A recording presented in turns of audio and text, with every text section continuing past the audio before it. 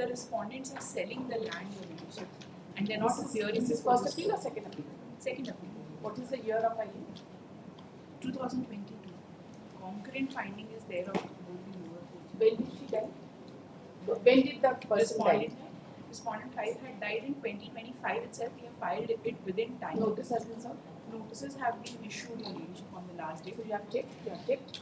I Without checking, you are mentioning. That's your problem. From the supplementary cause list, under the heading for hearing, item number 6, SA 432/2018.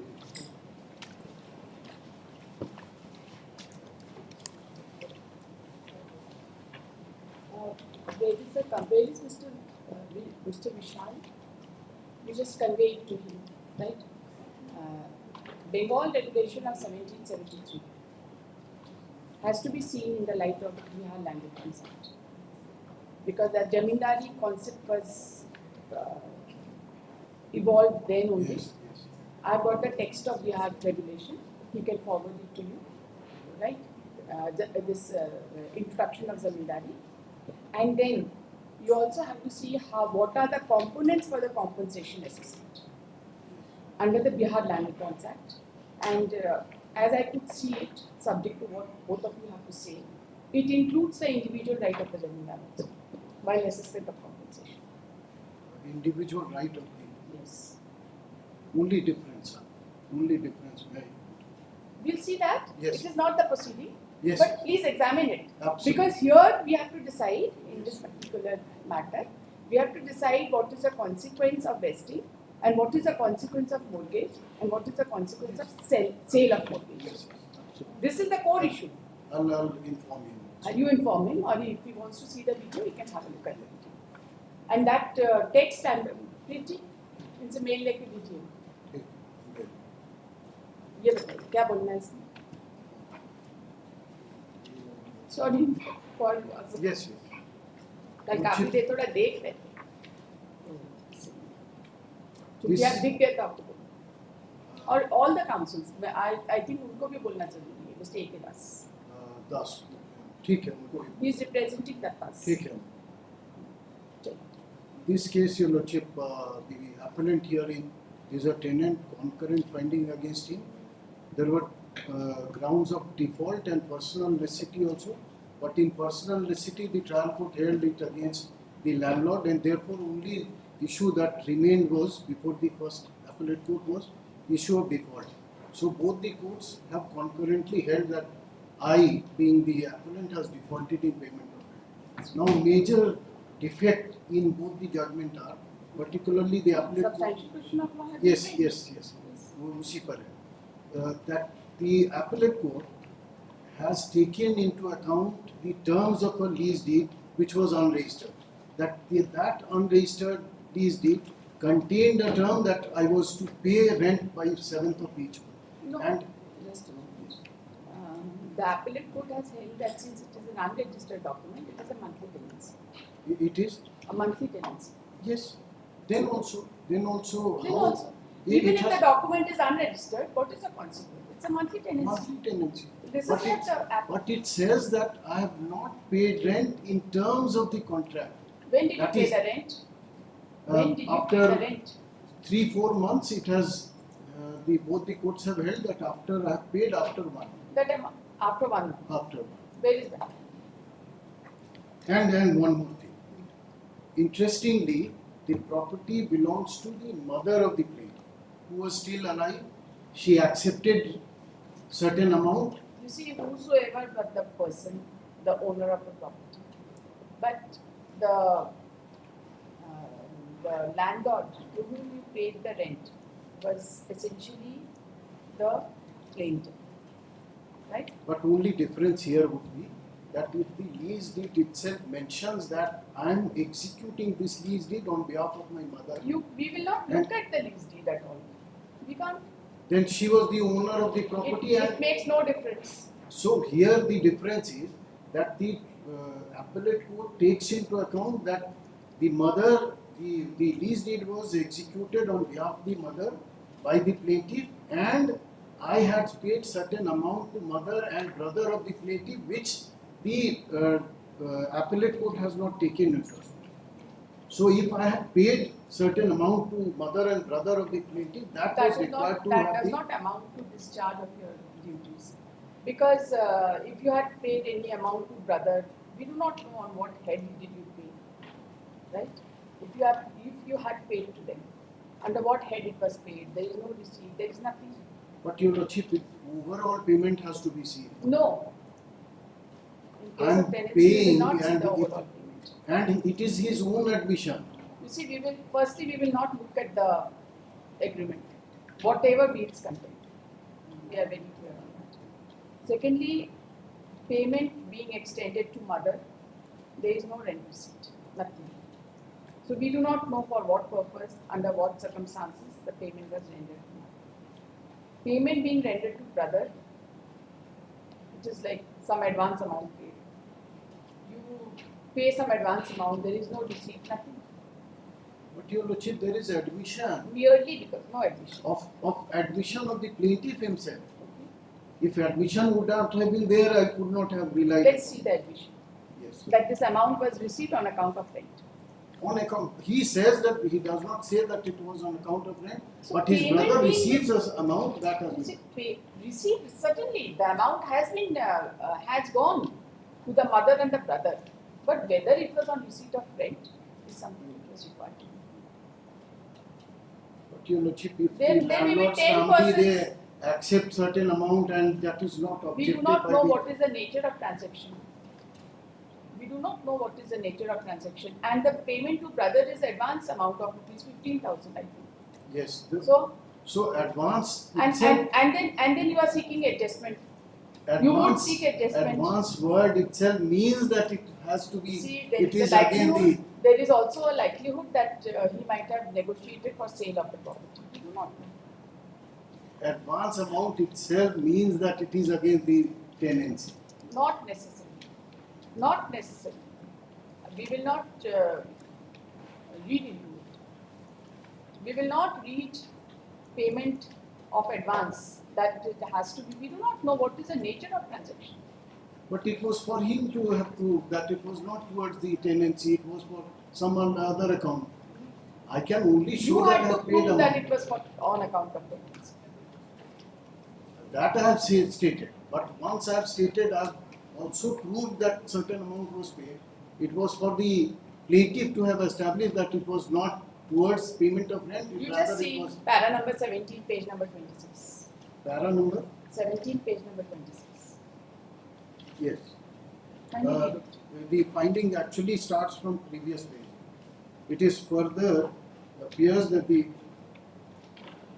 From the oral evidence of the plaintiff as well as the defendant, who was examined as PW1 and PW3, it is clear that the defendant has paid certain amount of advance on different dates and periods, sometimes to the brother of the plaintiff or to the mother of the plaintiff without the consent of the present plaintiff.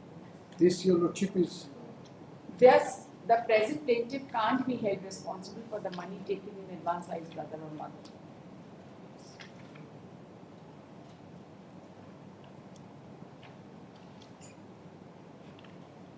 your lordship is referring to page. Page 26, para number 19, appellate court's judgment. Para number, page number 19, para number 17.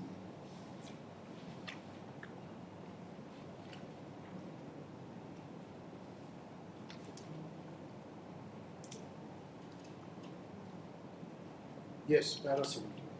It further appears from the oral evidence of plaintiff as well as defendant who are examined as PW1 and PW3, it is clear that the defendant had paid certain amount of advance on different dates and periods, some time to the brother of the plaintiff or to the mother of the plaintiff without consent of the present plaintiff. Thus, the plaintiff can't be held responsible for the money taken in advance from his mother or brother.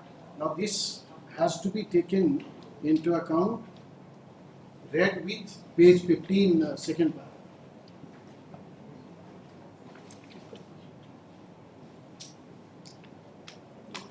It is interesting to note that the contents of the agreement suggest that the Mangalabara Kar is the mother of the plaintiff, is the actual owner of the suit, and on her behalf the plaintiff respondent had executed the document and same was accepted by tenant. So This particular document could not have been taken into account. That is the second substantial question. but your lordship, for collateral purposes, to show that she was the owner and he was executing That it. is not a collateral purpose. He was executing it. He was That is not a collateral purpose. That will not amount to collateral purpose. the nature of relationship between the parties. That would be That is- collateral purpose. No, nature of relationship is only between the plaintiff and the defendant. Plaintiff and the defendant, but when the agreement itself mentioned that she is the owner and I am executing Merely because one is the owner of the property, that does not mean that automatically the person will become the landlord. Not Uh, necessarily, not- because landlord is a very wide concept. Yes, absolutely. And the tenancy, But once the document mentions that she is the owner of the property, but the document is executed between the plaintiff and the defendant. But your lordship wants that there is an admission that I am executing this on behalf of my mother. So obviously mother would be the landlord, actual landlord. Mother would be the Not actual necessary. landlord. Not necessary. Not necessary. Landlord का definition है, इतना wide definition. Title dispute पर है इसमें, ये decide कर सकते नहीं, टाइटल डिस्प्यूट नहीं.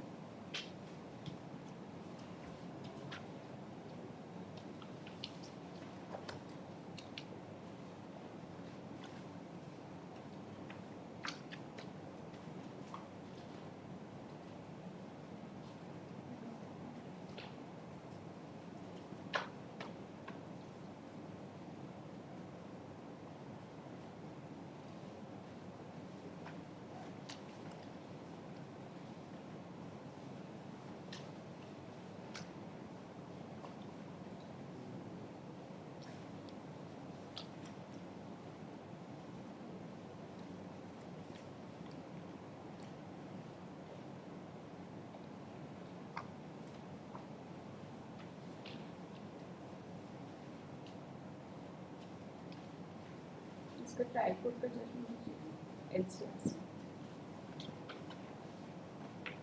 Para 15 also, if your lordship would Just say. a moment, let's have it.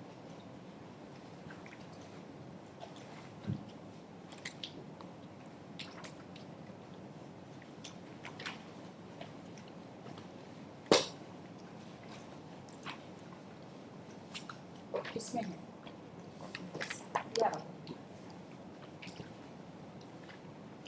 Trial court का जजमेंट से जरा केस ऑफ प्लेंटिफ पढ़िए तो.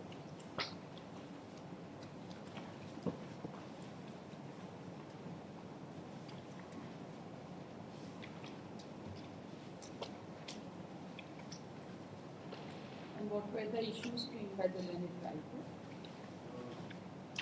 Entire plaint itself. No, नहीं ये ट्रायल कोर्ट का जजमेंट. हाँ, ट्रायल कोर्ट का जजमेंट में वो plaintiff's case your lordship. हाँ हाँ प्लेंटिफ्स. Para 2 onwards. Yes.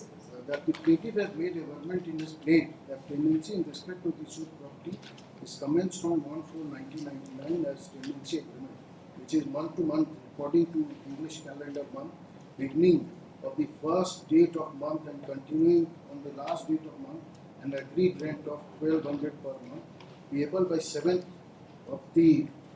day of the next following month as monthly rent, subject to the condition of enhancement of rent at every 10% every 3 years of the tenancy.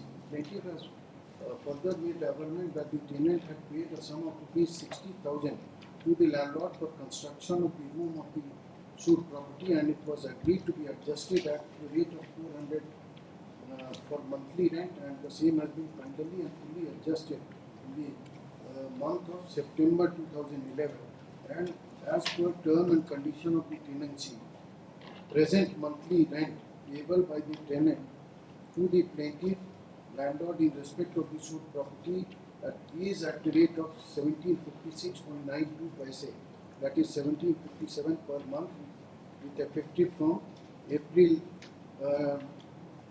2011. Plaintiff has further made averment that the plaintiff required the suit property for his bona fide necessity in good faith, utilizing so and so, And then your lordship, personal necessity I'm skipping. That's right. The plaintiff has further made averment that the defendant has committed act of default, having defaulted in payment of monthly rent for the suit property as per contract for the month May, July, November and December 2011, January, July, September, November and December 2012, January to July and December of 2013, within 7th day of the next following month. For the monthly rent it was payable or rent of the suit property in respect of the aforesaid month, having paid rent by the defendant after 7th month of the next following month in breach of the contract between the parties in this regard, and the defendant has also not paid rent for the suit property for the month of January to March 2014 till the date of filing of the suit, and the rent for the said period January to March 2014 have fallen in arrear, as having not paid detail of the said Schedule B appended at the foot of the claim, which areas of rent is recoverable from the defendant through the process of law. The plaintiff has further stated that since rent for more than 2 months were not paid as per contract, and the defendant has made himself a defaulter in payment. So here also he is referring to contract itself. That's right. Contract, and the defendant has made himself a defaulter in payment of rent for the suit property and has made himself liable to be evicted from the suit property on the ground of 11(1)(d) of so and so Act. The plaintiff has further made averment that the plaintiff does not want to retain the defendant as a tenant under him anymore and wanted the defendant to quit the suit property and deliver vacant possession thereof to the plaintiff and to pay the arrears of rent and deposit the arrears of electricity due. But the defendant refused to accede to the request of the plaintiff and thereby necessitating the plaintiff to seek eviction of the defendant from the suit property, and has also for realization of areas of rent through the process of law. The plaintiff has further made averment of cause of action and non-cause. I'm skipping. Just a minute.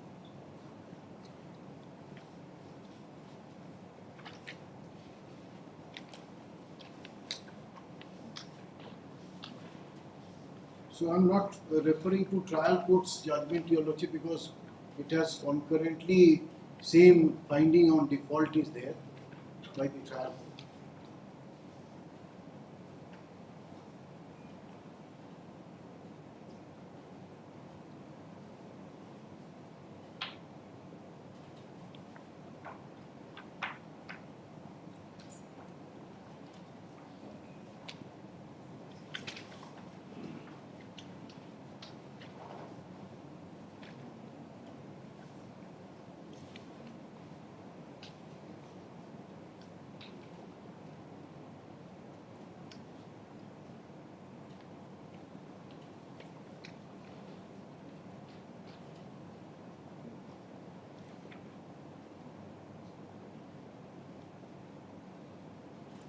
Page 21 of the trial court judgment, the Exhibit 1 tenancy terms is being considered. What is the finding on non-joinder of necessity?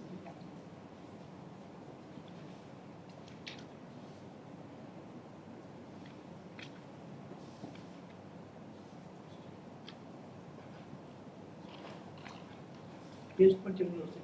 Page? Page 21. The last paragraph. This language. Having due regards. यही तो पढ़िए तो. Having due regard to the pleading of the plaintiff and the defendant, and examined all Exhibit 1 tenancy agreement and Exhibit 2 counterfoil of rent receipt, it is evident that the defendant has admitted himself that he had been inducted as a tenant of Schedule A property of the plaintiff on payment of rent of ₹1,200 per month as agreed by both parties, payable month to month by 7th day of the next month of the last month. The deed of tenancy marked Exhibit 1 has been brought on judicial record along with counterfoils of the rent receipt have been brought and proved as Exhibit 2 by 25. The defendant has only contested the suit that Mangla Balakar and Shankar Kar, who are mother and brother of the plaintiff, are owner of the property, and the plaintiff has only rent collector, but the exhibit shows that since beginning the defendant has admitted plaintiff as landlord and he has been paying rent. Moreover, the plaintiff is the son of Mangla Balakar and Shankar Kar is the brother of the plaintiff, and the defendant has been inducted as a tenant, and the suit has been brought by one of the co-sharer as ostensible owner, and the defendant has used to pay rent to the plaintiff since beginning as per Exhibit 1, date of tenancy subject to disputed rent of payment of default within the stipulated period of rent. Then, yes, law regarding issue involved contemplated under Section 9 of 109 of the Evidence Act, which provided that the burden of proving lies on the person that they do not stand or have ceased to stand to each in their relationship respectively on the person who affirms, and the defendant has not rebutted relationship of being plaintiff and landlord, and defendant tenant, except he has contended that the plaintiff as agent for rent collector defective on the procedural aspect. It further transpires that there is no matter involved in the suit to have been adjudicated regarding title of the suit properties, except the issues involved for the adjudication of the dispute involved under Jharkhand peace building so and so, and there is no impediment in the provisions. Yes, Mr. Agarwal, there is a finding that they are the co-sharer of the property. And once there is a co-sharer of the property and the amount is extended, then under such circumstances, what was the purpose for extending of money? One of the co-owner can maintain a suit lordship. One of the co-owner can maintain a suit. Suit lordship. So therefore, payment extended to one of the co-owner is sufficient discharge of liability under the for payment of rent. My humble submission lordship, the person who is collecting the rent on behalf of the landlord may be a co-owner. This is the finding that he was collecting the rent on behalf of the landlord. Lordship. Correct? Lordship. So once there is a finding that he was collecting rent on behalf of the landlord, then under such circumstances, if that person pays, if the tenant pays directly to the landlord, where is the legal bar? Lordship, this Shankar Kar, the rent tendered to Shankar Kar, not a rent, is an advance Shankar Kar took lordship. So whatever we do not know. It was for you to lead evidence, but the point is that amount has gone. There is no nothing lordship. नहीं चलेगा, co-owner तो prove कर दिया है, वो hold कर दिया है, इसीलिए आपका non-joinder of necessary party पर जो है plaintiff के favor में order किया. And there is a finding that they are the co-owners of the property, and the court says that there is no bar in filing the suit on behalf of one of the co-owners of the property. So they acknowledge that they are the co-owners of the property, and that उस पर तो कोई question of law ही नहीं बना. Lordship, landlord tenant relationship पर कोई question of law नहीं बना है, एंड फाइंडिंग ये है कि he is the co-owner of the property. he is the owner of the property. So therefore the amount extended to another co-owner will amount to sufficient discharge. My humble submission, lordship, would be in this regard that maintainability of the suit by one of the owners is one thing, and acceptance of rent by another co-owners. If there is an agreement that you pay the rent to Shankar Kar, then there is no question. But this is not the case. Agreement you can't take care of, no, because agreement is an unregistered document. उसका terms and conditions. I'm not going to do that. I'm not going to do. Agreement is an unregistered document. Lordship, Who would accept the rent is immaterial, as per the agreement. Right? As per the agreement, who would accept the rent is immaterial. Who is the agent? Who will act as now an the agent? question may arise, lordship, with my lord's consideration, whether a person who is an agent of the landlord is collecting the rent. If the agent is collecting the rent, is there any legal bar in tendering the rent to the principal? Lordship, then in that event, another person, in absence of any specific power, he cannot collection of rent. Lordship, collection of rent and making advances are two different things. Lordship, if Shankar Kar has taken advance, it cannot be connected with the rent. Lordship. Just a moment. There is a finding that the rent was extended to the mother and the brother. Lordship. Why did you extend? What was the reason? Have you come with any evidence that it was for some other purpose? That is not your case.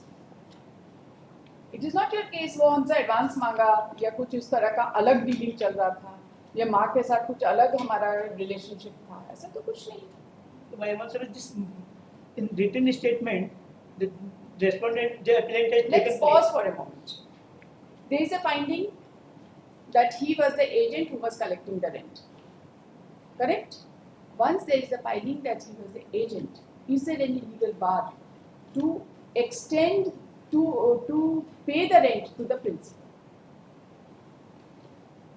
This is the only thing. देखिए, कुछ बोलना है? चलो.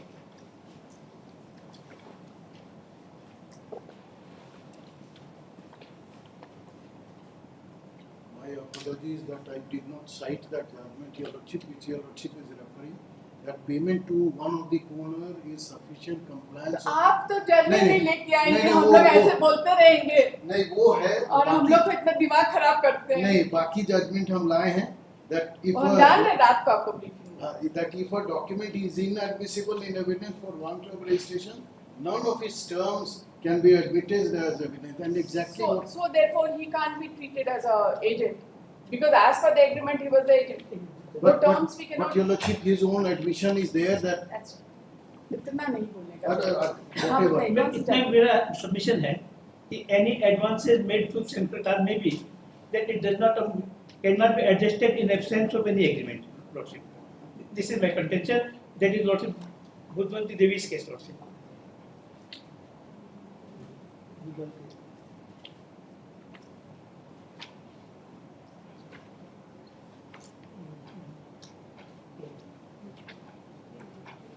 If this was then under any compulsion, if the amount was paid, then the story will be different.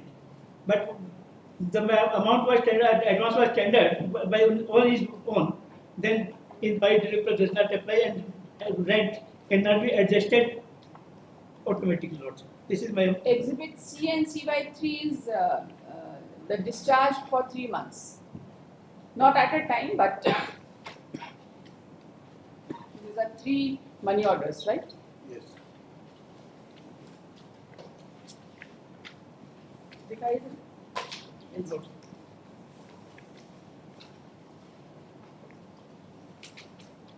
Correct.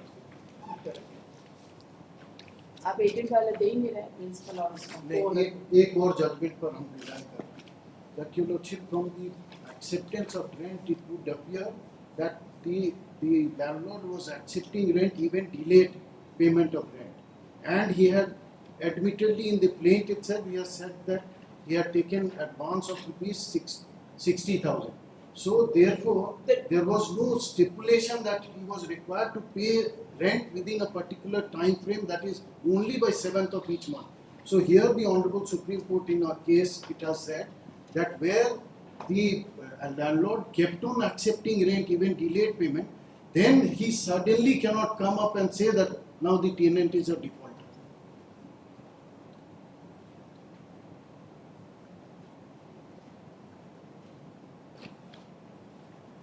It's your name.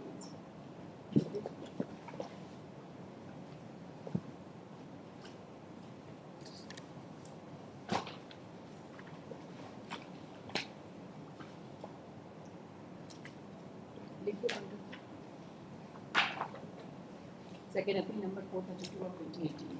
Heard the learned counsel appealing on behalf of the parties.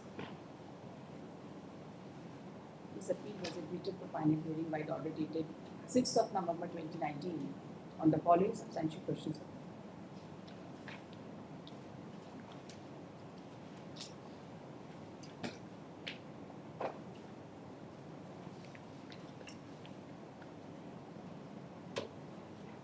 The learned counsel for the appellant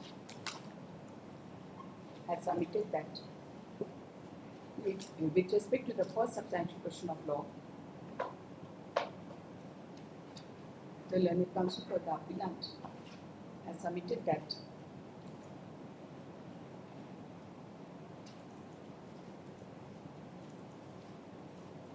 the son had enter into agreement of tenancy and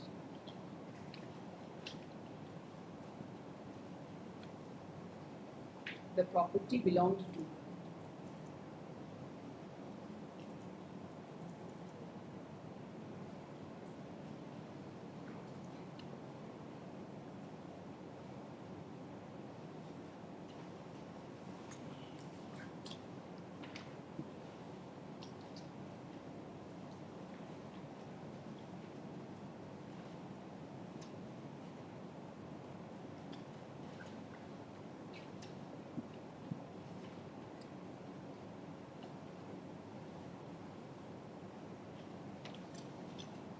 and the municipality receipt in connection with the property was issued in the name of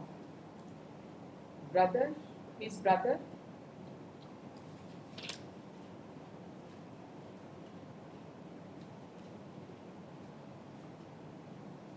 but he was not the owner of the property. Page 17 में देखिए. Municipality receipt was issued in the name of the brother. Yes. That has been taken. It is further submitted that the owner of the property was the mother. Mother. The owner of the property was the mother.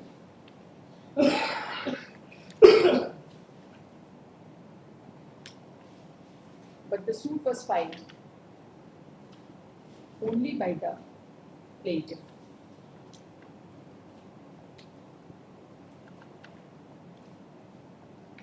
He submits that an objection was taken by the defendant with regard to non-joinder of necessary parties. And by deciding this issue, the learned trial court has rejected the plea.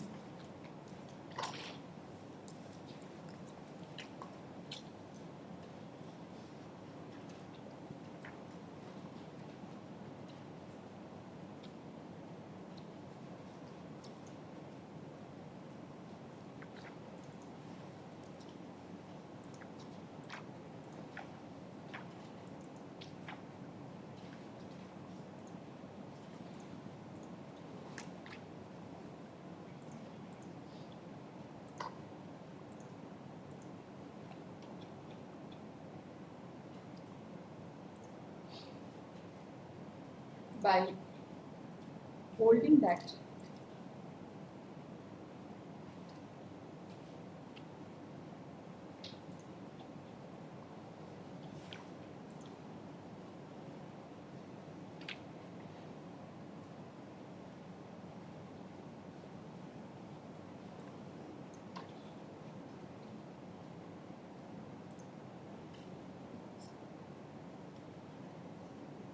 the plaintiff was the son of Mangla Bala Kar and Shankar Kar was the brother of the plaintiff, and defendant was inducted as tenant, and the suit was brought by one of the co-sharers as ostensible owner, and the defendant used to pay rent to the plaintiff since beginning of the tenancy.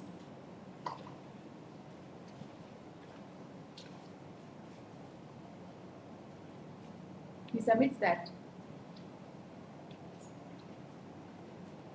the plea of non-joinder of necessary party was rejected by holding that the plaintiff was competent to bring the suit being a co-sharer of the property. He submits that this finding has attained finality and has further submitted that once the plaintiff was a co-sharer of the property,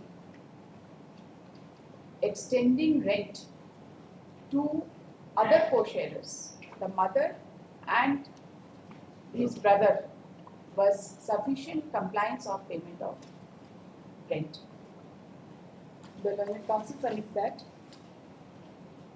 in such circumstances, the finding of the learned First Appellate Court holding the appellant as a defaulter on the ground that money order was sent to the mother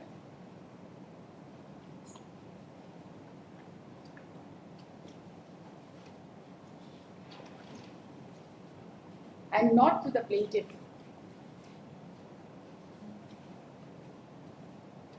Is perverse, and consequently the first substantial question of law is fit to be answered in favor of the appellant and against the respondent. यही आपका submission? एक और para 17 में जो appellate court लिखे हैं, हाँ.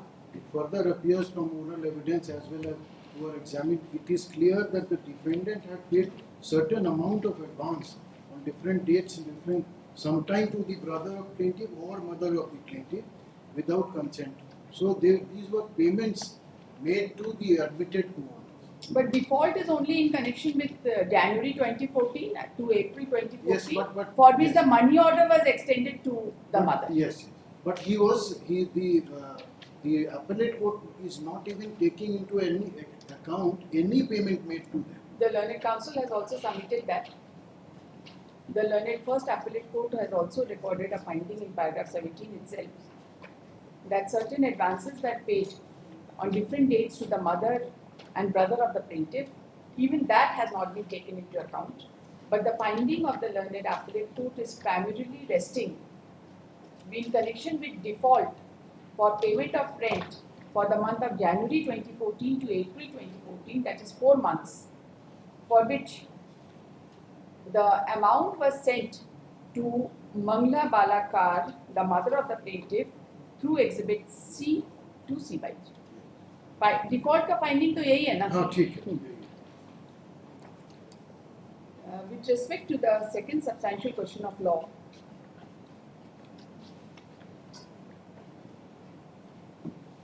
the learned counsel has submitted that admittedly the lease deed was not a registered document.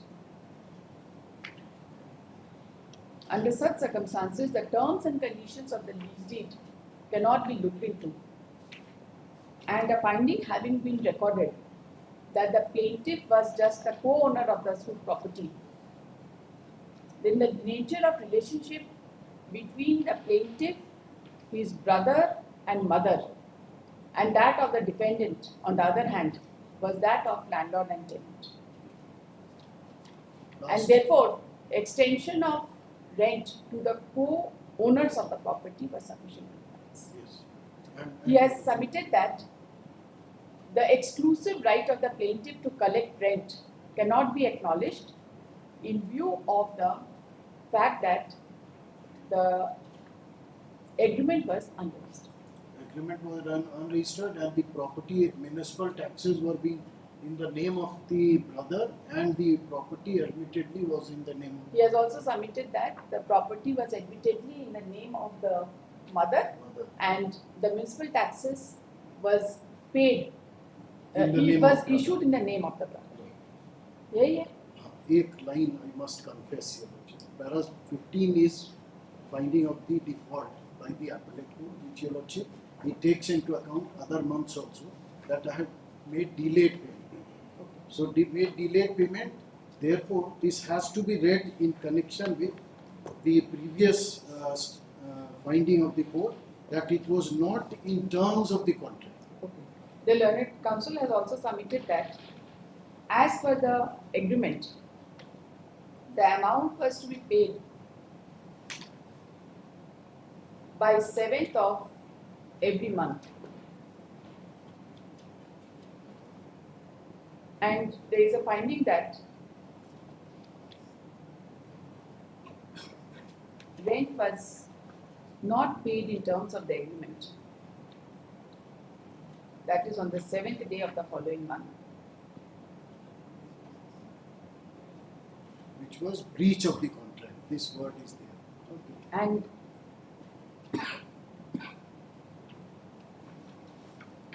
that such payment was in breach of the contract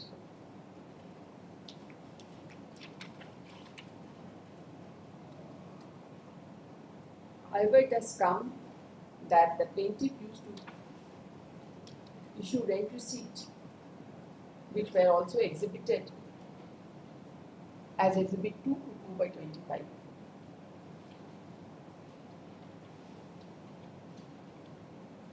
The learned counsel has submitted that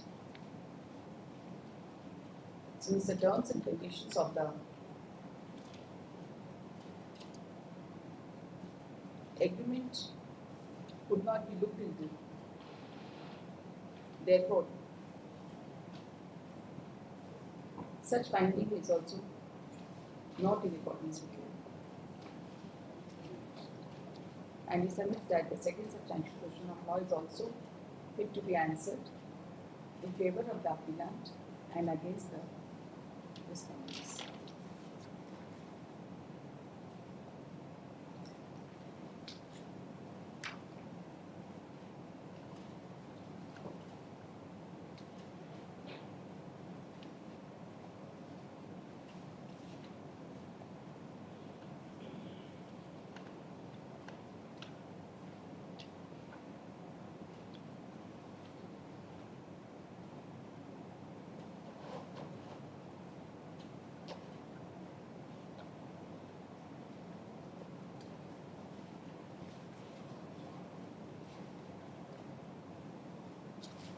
What was the suit valuation?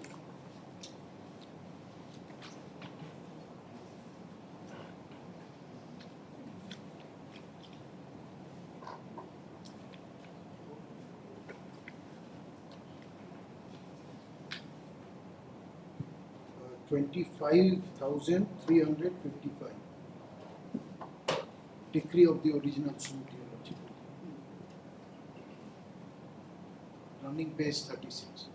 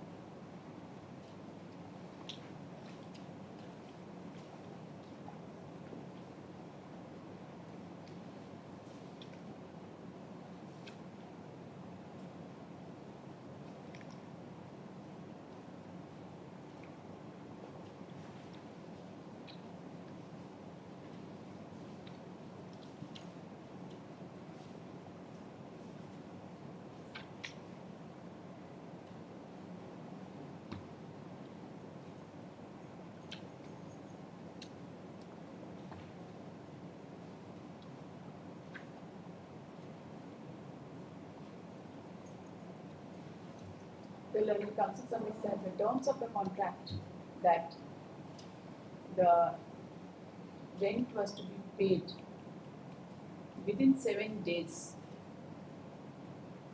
could not be considered for recording certificate.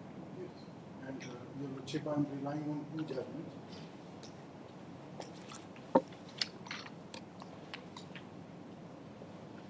First one, I don't have an extra copy, I have already marked it. It is in paras 34, subclause 5.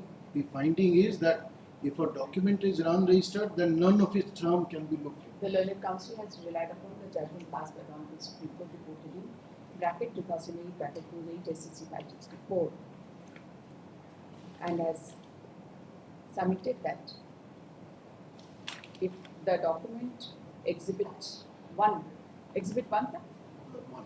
Exhibit 1 was inadmissible in Yes, evidence exactly. for want of registration and therefore its terms could not be taken into evidence.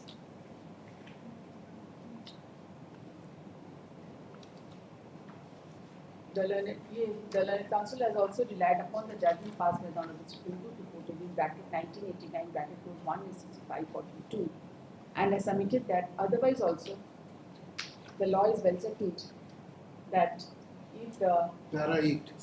has referred to para 8 and has submitted that We do not see any reason so and so that unless rent was paid and accepted at a fixed period or interval, no such implied agreement can be inferred in so and so.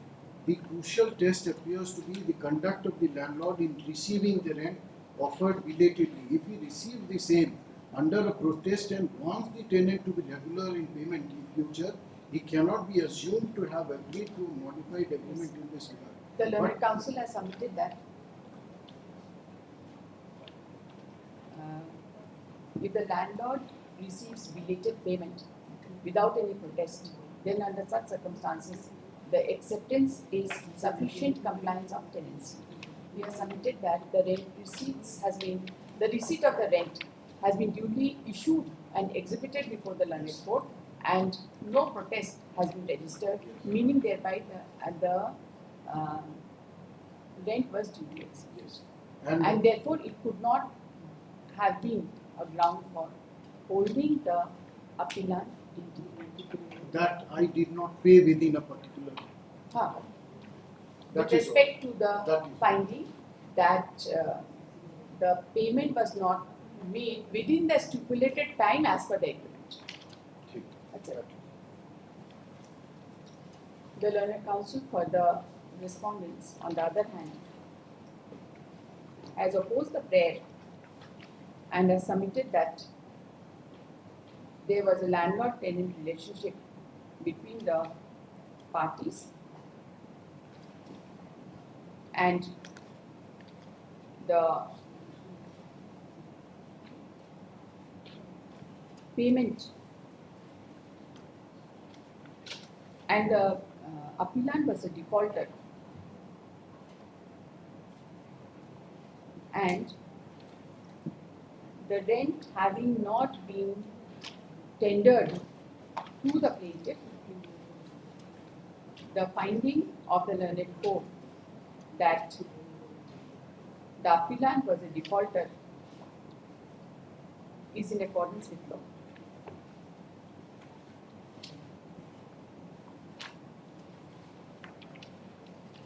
The learned counsel submits that merely because the rent was tendered to mother, the same cannot be said to be on account of payment of rent. The amount was paid to the mother, the same cannot be said to be on account of payment of rent. He has relied upon the judgment passed by the Honorable Supreme Court reported in 1987, that it goes to SCC 153, and has referred to paragraph 10 thereof.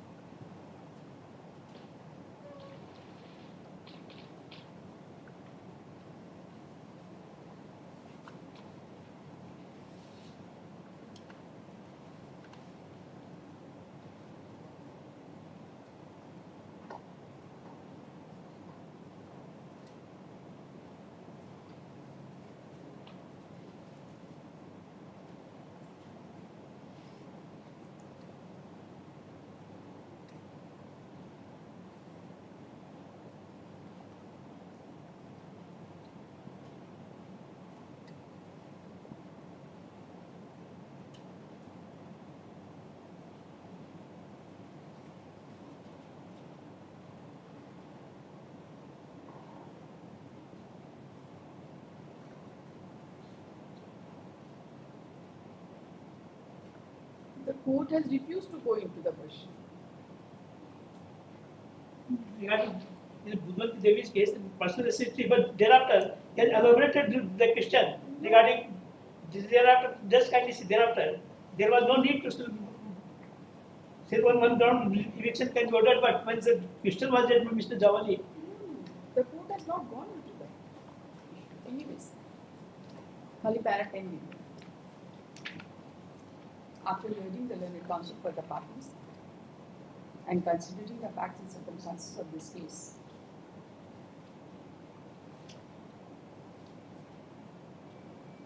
this court finds that a suit for eviction being eviction suit number 4 of 2014, was filed by the sole plaintiff Madhav Khan, seeking eviction of the sole defendant.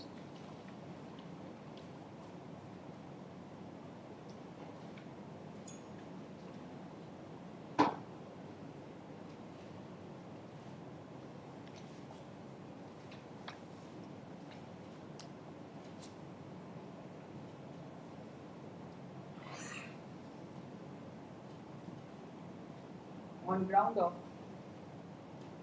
personal necessity and also default in payment of rent. So far as the plea of personal necessity is concerned, considering the nature of substantial question of law involved, the same need not be gone into. It is sufficient to observe that the plea of personal necessity was declined by the learned courts.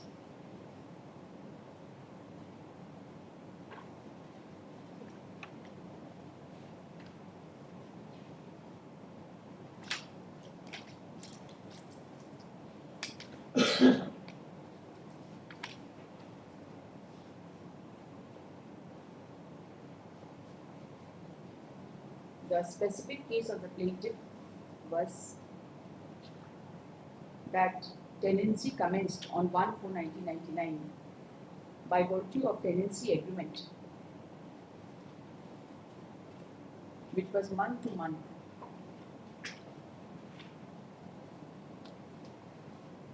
Beginning on first day of the month and continuing till the last day of the month at a rent of rupees 1200 per month, payable by 7th day of the next following month as monthly rent, subject to enhancement of 10% every 3 years.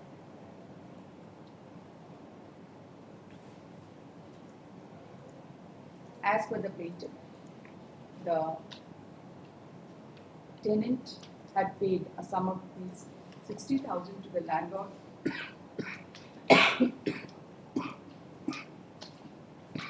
for construction, and it was agreed to be adjusted at rupees 400 per month for monthly rent, which stood duly adjusted by the month of September 2011.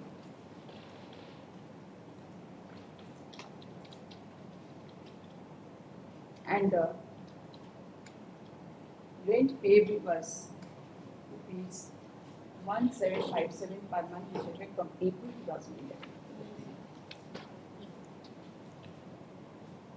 It was a case of the plaintiff that the defendant had committed act of default in payment of monthly rent as per the contract for the month of May, July, November and December 2011, January, July, September, November and December 2012, January to July and December of 2013, within 7th day of the next following month, as per the agreement. It was also the case that the defendant had not paid rent for the month of January to March 2014 till the date of filing of the suit, and the rent for the same period of January to March 2014 had fallen in arrears.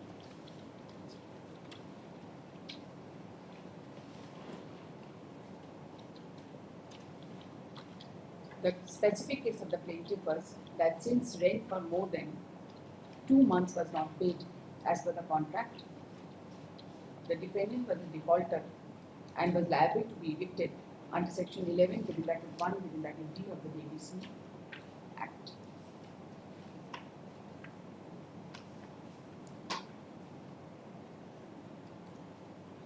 The defendant filed their written statement raising objection with respect to limitation, etc., and also objection stating that the plaintiff was not the owner of the property and the suit was barred by misjoinder and non-joinder of necessary party, inasmuch as Mangla Balakar and Shankar Kar, who are the mother and brother of the plaintiff, are owners of the property and the suit was not maintainable at the instance of the plaintiff. It was also urged that the unregistered deed was inadmissible in evidence, and the defendant denied everything except whatever was admitted in the written statement. It was a specific statement in the written statement that the plaintiff was not the owner of the suit property, except he was the authorized agent of the owner of the property in question for collection of monthly rent on behalf of Mangla Balakar, and prior to commencement of tenancy, Mangla Balakar, who is the mother of the plaintiff, and Shankar Kar, brother of the plaintiff, setting the terms and conditions of monthly tenancy.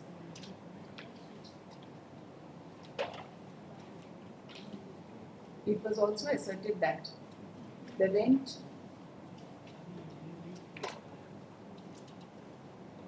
was paid to Srimati Mangla Balakar, and the plaintiff used to grant rent receipt acknowledging the payment of rent.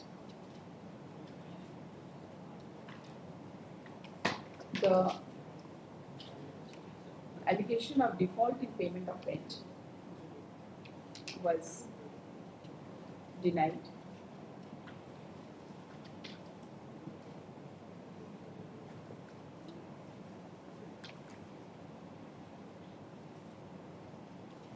Further, it was also asserted that the defendant had paid certain amount to the brother, and plaintiff had also taken certain amount from the defendant.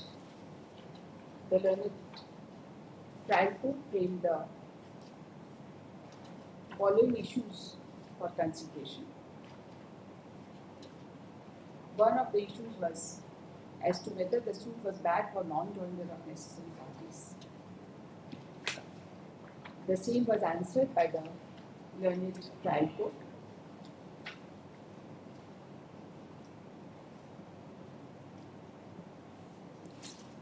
Against the defendant by holding that there was no impediment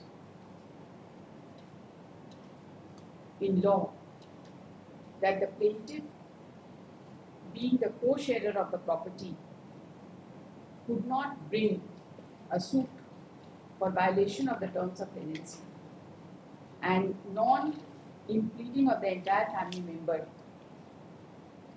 would not in any way suffer so far as the merit of the case is concerned. And ultimately came to finding that there was a relationship of landlord and tenant between the parties. The learned trial court also held that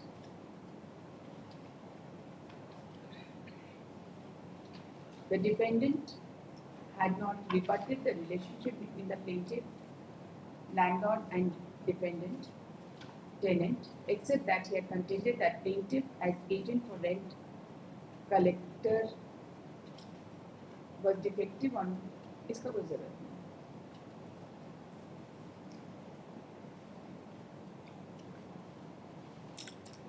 The learned trial court however held that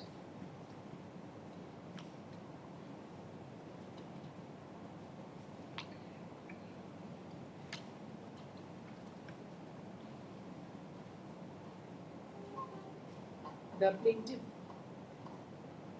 was a defaulter. The appellant was a defaulter.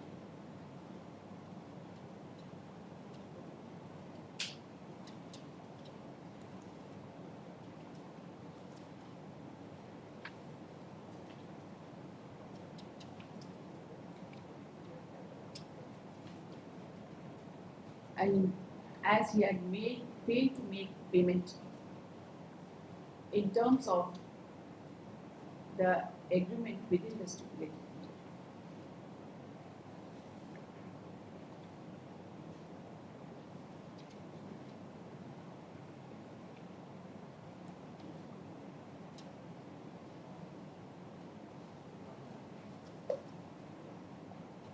The learned trial court had heavily relied upon the unregistered deed of agreement.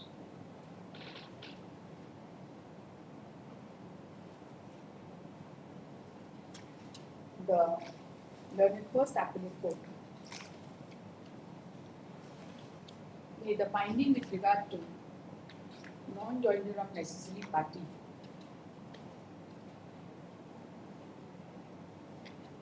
and also the finding that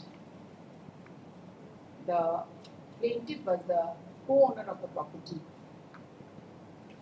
and consequently the suit was maintainable attained finality. So far as the learned first appellate court is concerned, the only point for consideration was with regard to point for determination was with regard to default in payment of rent. It was considered by paragraph 14 onwards of the learned first appellate court.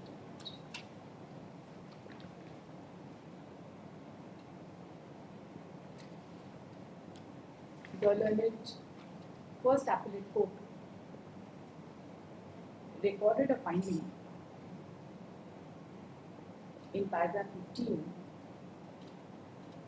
that the plaintiff was that the appellant was a defaulter as the appellant had not paid rent for certain period.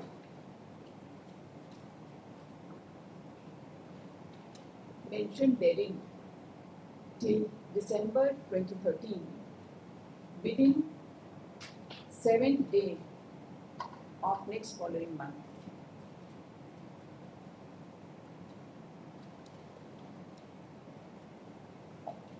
And the same was in breach of the contract. Paragraph 15 is quoted as well.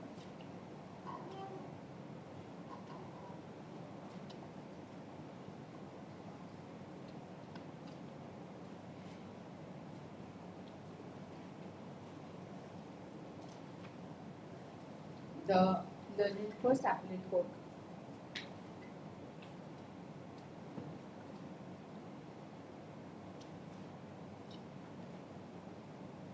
further recorded in paragraph 16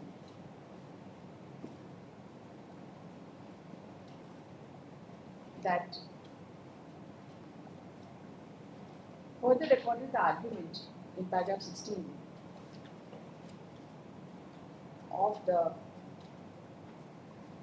plaintiff that would try to justify the finding of the learned trial court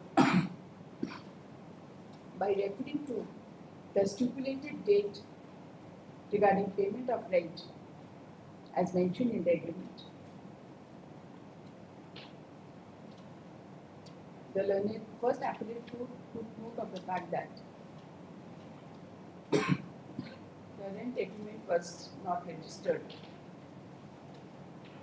and therefore the tenancy has to be taken as month-to-month tenancy. And further recorded that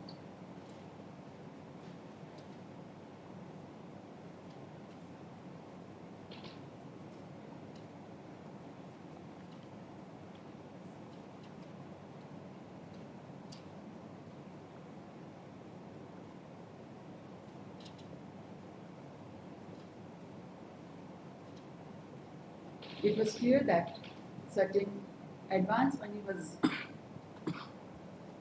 given by the tenant to Shankar Kar and Mangla Bala Kar, who were not authorized to receive any money or rent of the tenanted premises. And therefore, the defendant was a defaulter. The further, in paragraph 17, the learned first appellate court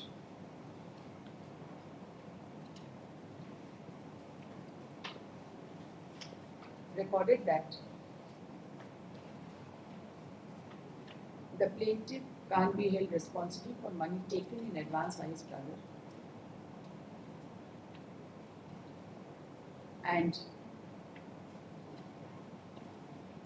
so far as default in payment of rent is concerned, the finding is only in connection with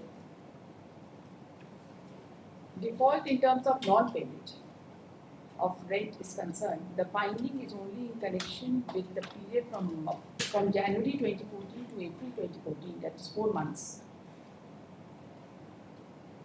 By holding that, instead of giving the same to the plaintiff, the same was sent through money order to Mangla Bala Kar, the mother of the plaintiff.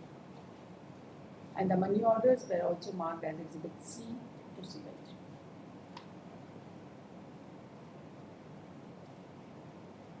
The findings of the learned first appellate court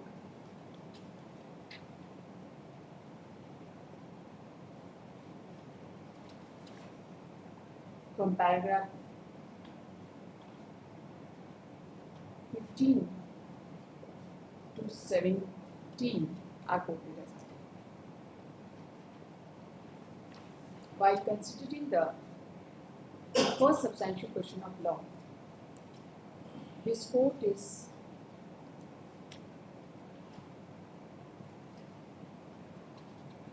of the considered view that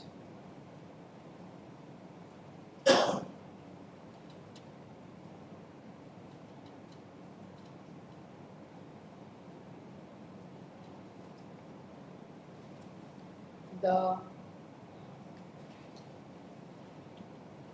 defendant could not have been held to be a defaulter on the face of the finding that defaulter in view of the fact that the plaintiff used to issue rent receipts which were marked Exhibit 2.2.5, though the payment was made after 7th day for certain period.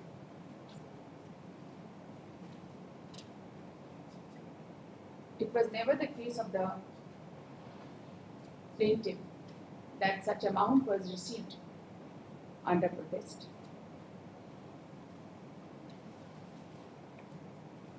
In view of the judgment passed by the Honorable Supreme Court reported in bracket 1989 bracket close 1 SCC 542,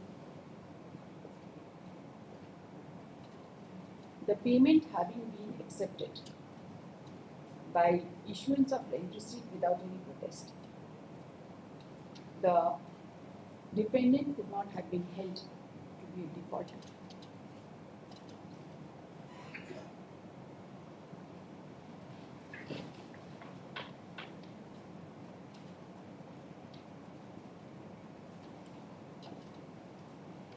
The paragraph 8 of the aforesaid judgment is quoted as under. This is over and above the fact that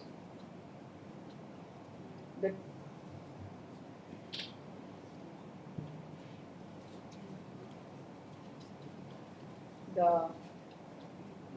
first appellate court has referred to default by making reference to the agreement, inasmuch as per the agreement, the rent was to be paid by 7th day, and admittedly the agreement was an unregistered document.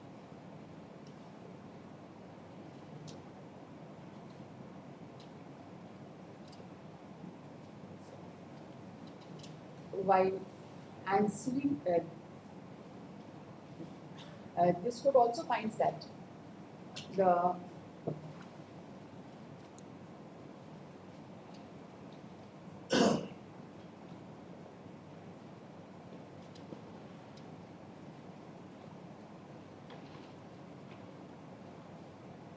payment of rent to Mangla Bala card through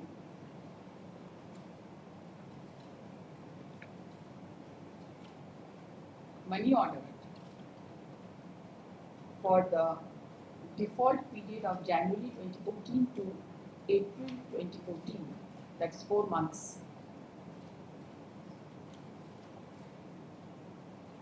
was certainly sufficient compliance of payment of rent, inasmuch as the learned trial court, by holding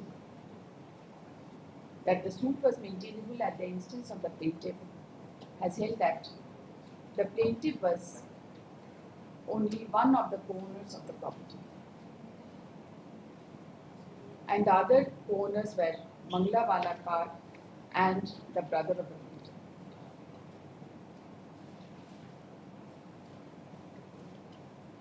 And accordingly, such finding of default is also not in accordance.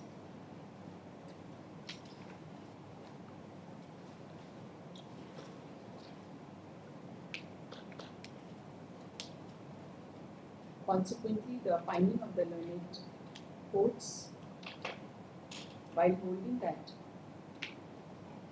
rent has been paid subsequently,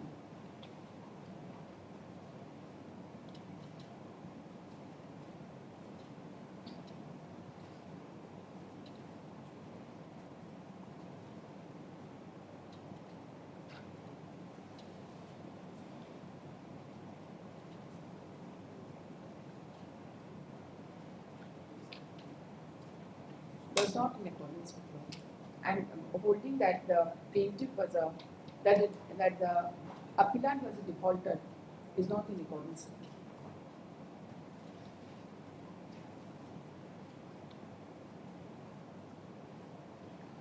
So far as the second substantial question of law is concerned,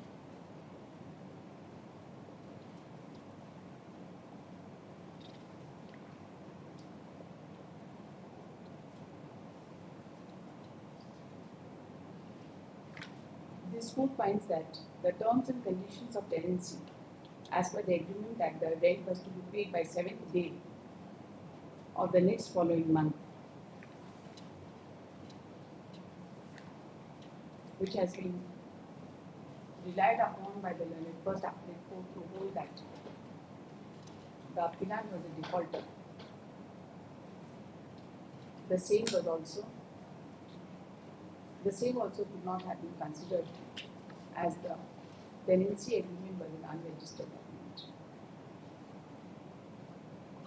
Consequently, the second substantial question of law is also answered in favor of the appellant and against the respondents.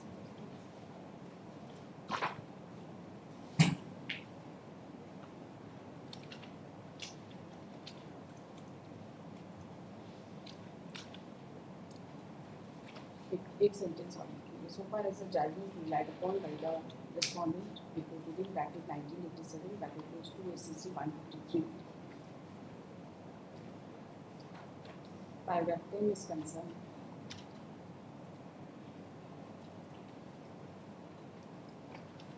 This court finds that although the Honorable Supreme Court has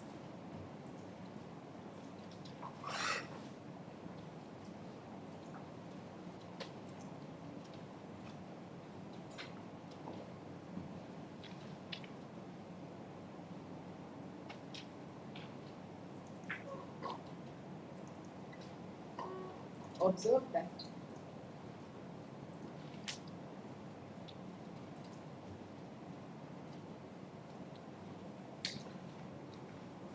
the court did not think it necessary to go into the question whether the appellants had committed default in payment of rent, and secondly, even if they have committed default, they are entitled to adjust the excess rent paid by them over a period of 30 years. The Honorable Supreme Court had refrained from going into these questions as the decree for eviction passed against the applicants could be sustained on the second ground, that was the bona fide requirement of the property by the landlord.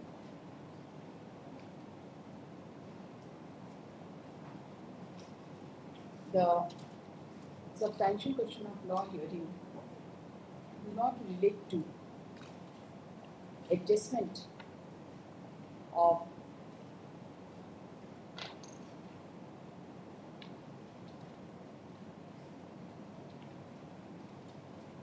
the payments already made.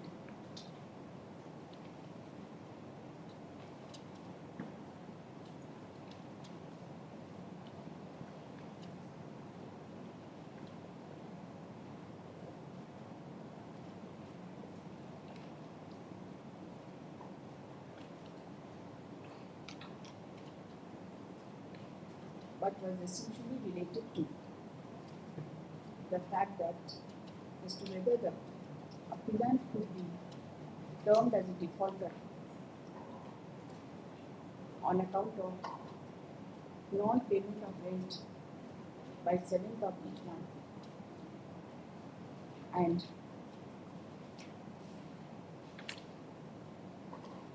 what would be the consequence of the Exhibit 1 being an unregistered document. The Exhibit 1 being an unregistered document, and on the face of the finding that the plaintiff was a co-owner, the necessary consequence would be that payment of rent to mother for the period from January 2014 to April 2014 would be sufficient discharge of payment of rent. This court is on the considered view that while answering the substantial question of law, the consequences of the answer to the substantial question of law is also required to be considered, and accordingly, this appeal is hereby allowed. Your Lordship, on judgment, where Your Lordship was referring that payment to the co-owner is sufficient compliance, this is the judgment which arose out of tenancy from the Ranchi itself. 2001, volume 8. 2001, volume 8 SCC, page 758. 758. Yes. Para number. Para number is 21 and 23. 21 and 23. Same. We There take also mother was. We take it as it is. Yes. इसको डर लिखेंगे.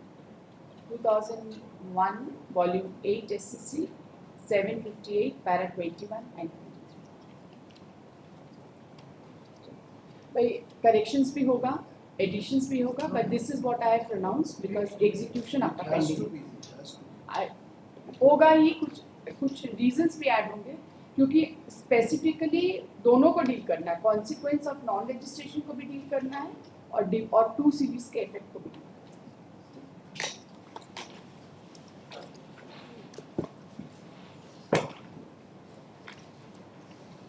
The judgments and decree are set aside. Yes. Because that would be the consequence which Your Lordship would have. I'll take. Item number 3, SA 69 of 2017, Mr. Satish Kumar Kesri, Mr. Amar Kumar Singh.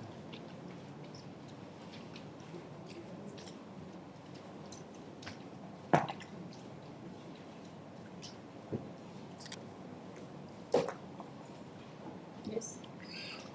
In the case of the defendant,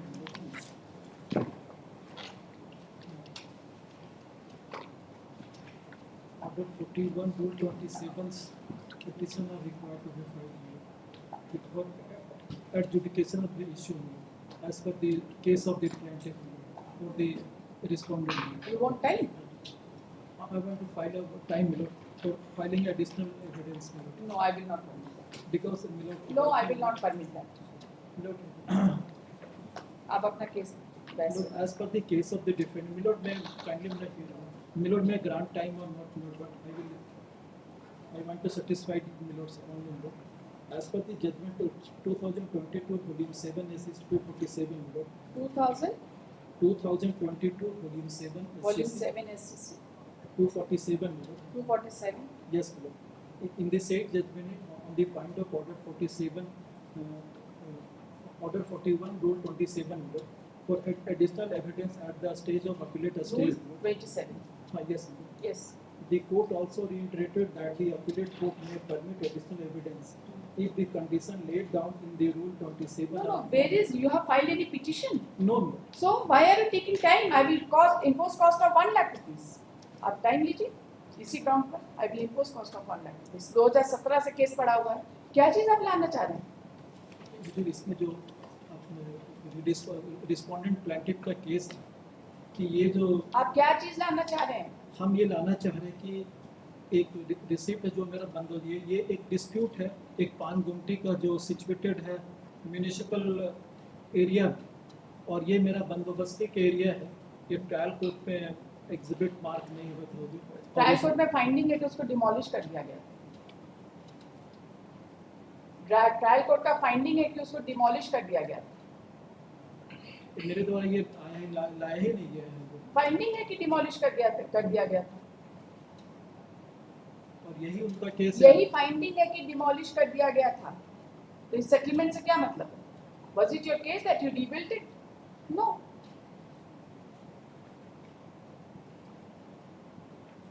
drain के ऊपर आपका बना हुआ था दुकान उसको demolish कर दिया गया यही finding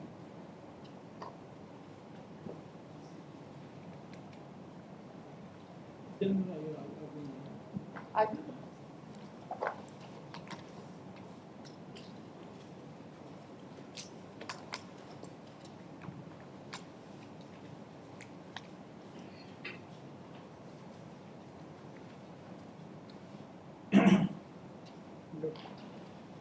The defendant has filed the eviction suit before the landed trial on the ground that the suit property was purchased by them and there is a landlord and tenant relation between the defendant and the urgent appellant. So therefore, and I haven't paid the rent to the plaintiff. Therefore, in view of the 11C and 11D, they have filed the eviction suit with the landed trial. This was allowed in their favor. And as per the oral evidence, there are several evidence. This is the case of the plaintiff defendant, and case of the defendant appellant is here. My soap is situated over the drain, as a pan gumtim. And for this, from the perusal of the suit of the schedule of the suit, I am reading this suit. It's the schedule of this suit. One pan gumti are standing on portion of a municipal survey, plot number 1459, 1460, and 1463, corresponding to portion of municipal holding number 929 within a new wards. The Ranchi Municipal Corporation situated at Gandhi Chowk, Upper Bazaar, Ranchi. आप कहाँ से पढ़ रहे हैं ये जो एक plaint का शेड्यूल है वो डिग्री में भी जो दिया हुआ है कहाँ है ट्रायल कोर्ट का डिग्री दिखाई ट्राइपल डिग्री आज पेज कहाँ लगाए at page 37 original degree and सब ठीक है हाँ one schedule page 37 one pan county standing on a portion of municipal survey plot number 1459, 1460 and 1463 corresponding to portion of municipal holding number 929 within a new ward number 3 of Ranchi Municipal Corporation situated at Gandhi Chowk, Upper Bazaar, Ranchi. Police Station Kotwali District, Ranchi, having Chaparbandi right and bounded as follows. This is the specific case of the plaintiff of the respondent below. The land which was purchased by them below is the suit property of this pan gumti. And my case is separate from the suit itself. that this my Panduk is not belong to the suit property, although it was situated over the drain. And fourth, the settlement has been made by the municipal corporation, and for which the payment has, and time to time the settlement fee etc. was paid by the present appellant. Where is your case? Show us where is your case. Yes. My case is at page 29, para 3. Trial court judgment. Yes. इसके विपरीत प्रतिवादी का कथन संक्षेप में इस प्रकार है कि वादी का वाद पोषणीय नहीं तथा निबंधन अभिजप्य एवं उपमिति के सिद्धांत से बाधित है तथा वादी गण एवं प्रतिवादी के बीच में मकान मालिक एवं किराएदार का संबंध नहीं है तथा वाद अल्प मूल्यांकित है। यह कि विवादित परिसर का विवरण गलत एवं भ्रामक है। यह कि पान दुकान जो विवादित संपत्ति है कभी भी वादी की नहीं थी, बल्कि यह म्युनिसिपल नाले पर स्थित है, जैसा कि उत्तर पत्र के दाखिल नक्शा में दर्शाया गया है, तथा वादी गण को बेदखली का वाद लाने का कोई अधिकार प्राप्त नहीं है। यह कि प्रतिवादी की उक्त पान गुमटी म्युनिसिपल भूमि पर स्थित है एवं प्रतिवादी उस पर 50 वर्षों से अपना व्यवसाय करता रहा है। आपका ऐसा कोई केस ही नहीं है कि आपको म्युनिसिपल रिसीट इशू हुआ। That is not your case. मेरे पास में है। That is not your case. Can you lead evidence which is beyond the pleadings? नहीं आपको तो amendment भी फाइल करना पड़ेगा सूट का। Their formula नहीं sir, please no 4127 एक मिलोड में permit. No, I will not permit. 2017 से अभी तक नहीं, दो जस्टिस ही कर रहे हैं। 2017 से सब्सटेंशियल क्वेश्चन ऑफ लॉ नहीं बना है आपका। In a plate also substantial question of law is there. नहीं, 2017 से यहाँ पे सेकेंड अपील पेंडिंग है, जिसमें सब्सटेंशियल क्वेश्चन ऑफ लॉ आज तक नहीं बना। क्या कर रहे हैं आप 2017 से? आपका इविक्शन नहीं हुआ अभी तक? इविक्शन हो गया। फिर क्या कर रहे हैं आप? इविक्शन हो गया। हाँ तो बहुत अच्छा। इविक्शन हो गया। नहीं ऐसे नहीं हो सकता। I will not। मेरा जो मेरे मीमो ऑफ अपील का पैरा से नहीं देखिए, आपका memo of appeal is not a part of pleading. पहले तो ये समझ लीजिए what is pleading. Memo grounds these are not part of pleading. Pleading is only plain written statement, amendment, additional written statement, इसी को प्लीडिंग कहते हैं। Yes ma'am. आपका memo of appeal is not a part of pleading. Memo of appeal में खाली हमने 2 court का judgement लगा। सुनिए, ऐसा लॉ के बाहर बहस मत करिए, जो लॉ के अंदर है उतना ही बहस करिए। I have been your complaint and written statement also and deposition also. Second appeal का ये जुरिसडिक्शन ही नहीं है। There सिर्फ is क्वेश्चन ऑफ लॉ पे नहीं डिसाइड करना है, substantial There is a question of law पे provision while decide filing the करना है। second You know the appeal. distinction between substantial question of law and question of law? yes ma'am. हाँ। Yes, substantial question of law दिखाइए आप दोनों हाँ, judgement में। Page 7 में हुजूर आ जाना की हुजूर। हाँ। कुछ पेज 7 ग्राउंड की क्वेश्चन। कौन सा पेज 7? आप अच्छा, इंप्यूट अच्छा, जजमेंट से दिखाइए ना, इंप्यूट जजमेंट से आप दिखाइए। I am hearing you. आप अपना ठीक, पढ़िए, ठीक। आपको क्या दिखाइए आप।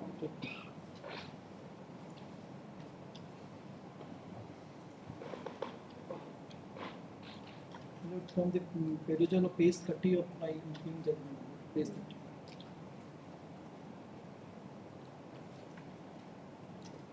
Yes. यहाँ पर जो फिर वहीं पर आते हैं कि एवं प्रतिवादी उस पर 50 वर्षों से अपना व्यवसाय करता रहा है, अतः प्रतिवादी को परिसर से निष्कासित नहीं किया जा सकता। यह कि वादी को वाद लाने हेतु कोई वाद हेतु उत्पन्न नहीं हुआ है। व्यासो देवी द्वारा वादी को निबंधित विक्रय विलेख 4490 के माध्यम से विवादित परिसर का अंतरण नहीं किया गया है, क्योंकि व्यासो देवी को स्वयं उक्त संपत्ति बेचने कोई अधिकार प्राप्त नहीं था।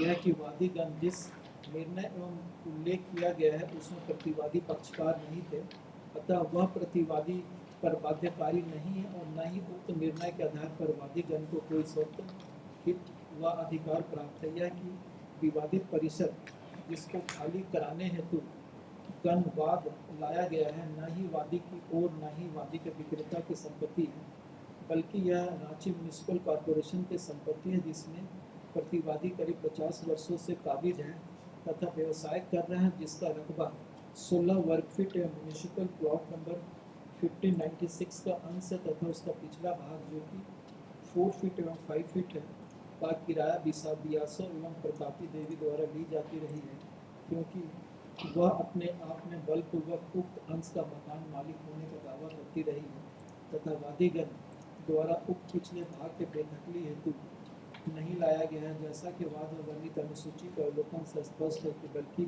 मानगुंठे से संबंधित रहता है। प्रतिवादी द्वारा वादी की कोई भी किराया देय नहीं है, न ही वादीगण द्वारा और न ही उनके विक्रेता बियासो देवी द्वारा उक्त परिसर खरीद एवं बिक्री की सूचना प्रतिवादी को दी गई है। चूँकि विवादित परिसर बहुत छोटा है, अतः न तो उस पर रहा जा सकता है और न ही व्यवसाय किया जा सकता है। अंत में कहा कि वाद खारिज होने योग्य है। उभय पक्षों के अधिकतम तक there 7 issue are framed and issue number 3, 4, 5, 6 and 7 are decided in favor to the plaintiff.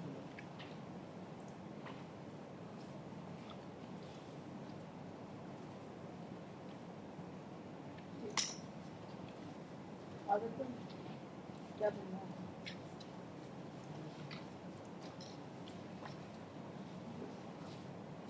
Now we come to page 34. Sorry, Page 34. 34. Yes, sir. 34 of 34 of the trial court. running page. Yes, ma'am. अतः मैं पाता हूँ कि वादीगण एवं प्रतिवादी के बीच में मकान मालिक और किराएदार का संबंध स्थापित है, जहाँ पर प्रतिवादी का कहना है कि नगर निगम की जमीन पर नाली के ऊपर उसके पान की गुमटी है। हम पढ़ प्रतिवादी लिए हैं दोनों जगह। अब हमको बताइए substantial question of law. my main question is here also ये जो जितने भी सब्सटेंशियल क्वेश्चन ऑफ लॉ आपने बनाए हैं उसमें से बताइए कौन सा आपका substantial question of law? Note 7 में E में ई whether the finding of learned trial court below has not considered that appellant has holding his business more than 15 years ago as per map which was shown yellow mark, that is the actual location, and red was a near portion of the red boundary. E and F. ये E and F. आपको क्या बोलना है? Respondent. There is specific finding both the learned court below has given there is a landlord-tenant relationship exists between the parties, and the defendant himself admitted that he is the tenant of the Vyaso Devi, my vendor. That's That is coming the page number 7 of the learned trial court. वो तो उस पर बहस ही नहीं कर रहे, उनका वो आर्गुमेंट ही नहीं है, उनका है identity of property. And so far as the अच्छा बैठ जाओ, लिखिए। Second appeal number 69 of 2017 for the learned counsels appearing on behalf of the parties. Parties आपका तो कोई काम ही नहीं है, अभी तो बना ही नहीं, आपको कुछ नहीं सुनेंगे। आप बैठ जाइए, अभी अपना क्लियरेंस दे लीजिए। For the learned counsel for the appellant. This appeal has been filed against the judgment dated in 10/11/2016 within bracket decree dated 23/11/2016 bracket.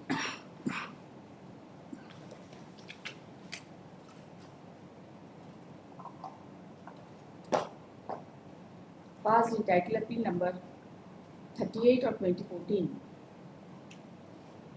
whereby the learned Additional Judicial Commissioner Roman 11 has dismissed the appeal preferred by the appellant and confirmed the judgment dated 26/4/2014 within bracket decree signed on 6/6/2014 passed by learned Additional Municip Roman 2 in eviction title suit number 23 of 1999. The suit was decreed and the defendant, who was the tenant, is in appeal. The learned counsel for the appellant has submitted that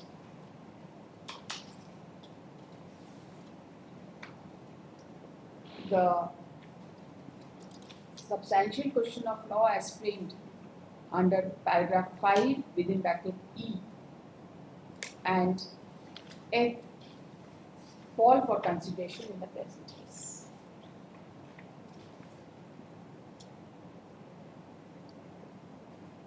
The learned counsel submits that the specific case of the defendant was that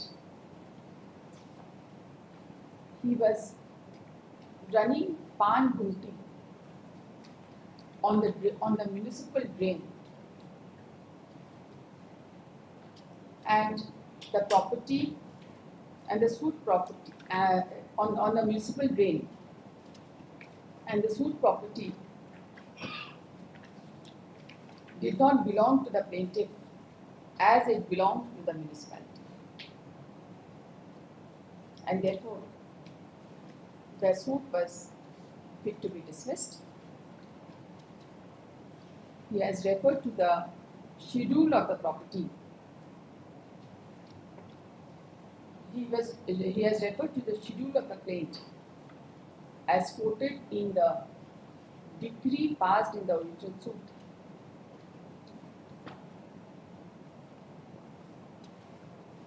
And has submitted that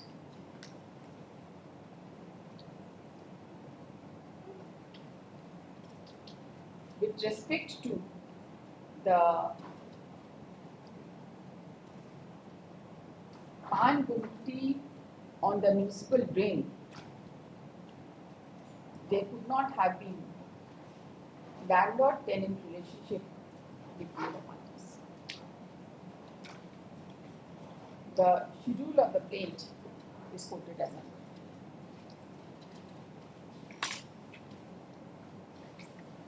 After hearing the learned counsel for the appellant and having gone through the improved judgments, this court finds that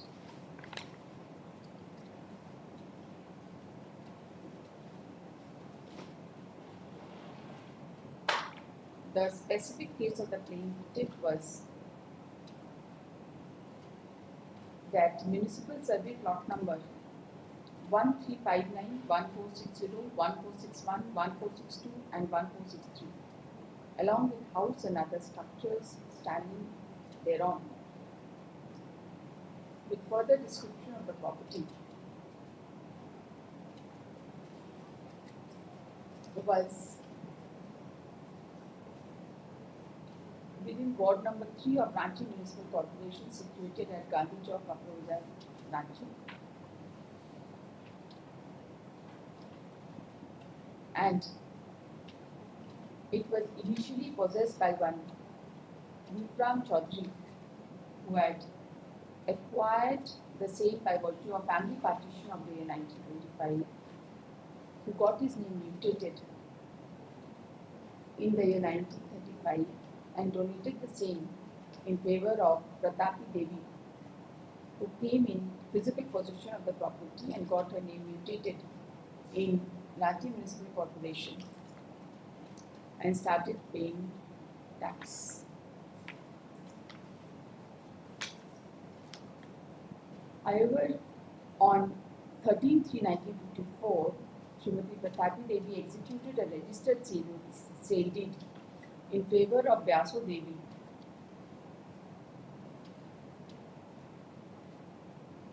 registered deed लिखिएगा, sale deed मत लिखिएगा, there is a confusion gift techniques, who, in order to fulfill her legal necessities, sold some portion of land pertaining to MS plot number 1459, 1463, 1460, along with house and other structure thereon, to the plaintiff by virtue of registered sale deed dated 4/4/1990 for valid consideration. It was further case of the plaintiffs that the property was subject matter of title suit and the same ended in a compromise, and consequently Srimati Basu Devi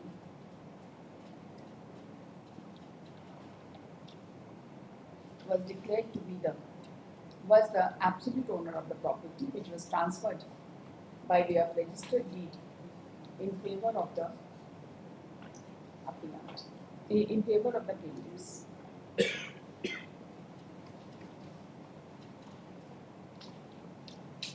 It was further case of the plaintiffs that the defendant was initially inducted as a tenant of some portion of the suit property on monthly rent, and the plaintiffs' respondents immediately after purchase of the property by them orally informed the defendant and requested him to appoint them as their landlord and to start making payment of rent from April 1990. And at the same time, Srimati Vyasu Devi also informed regarding sale of the suit property in favor of the plaintiff. But in spite of that, the defendant never paid rent from 1990.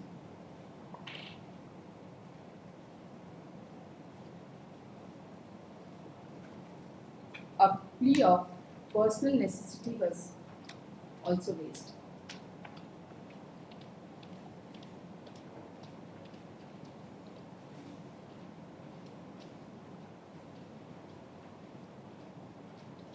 By stating that the plaintiffs were also willing to start a business along with Sumitra Devi, and there was a bona fide and legal necessity of the suit premises, and sufficient arrangement was also made with respect to fund for doing business.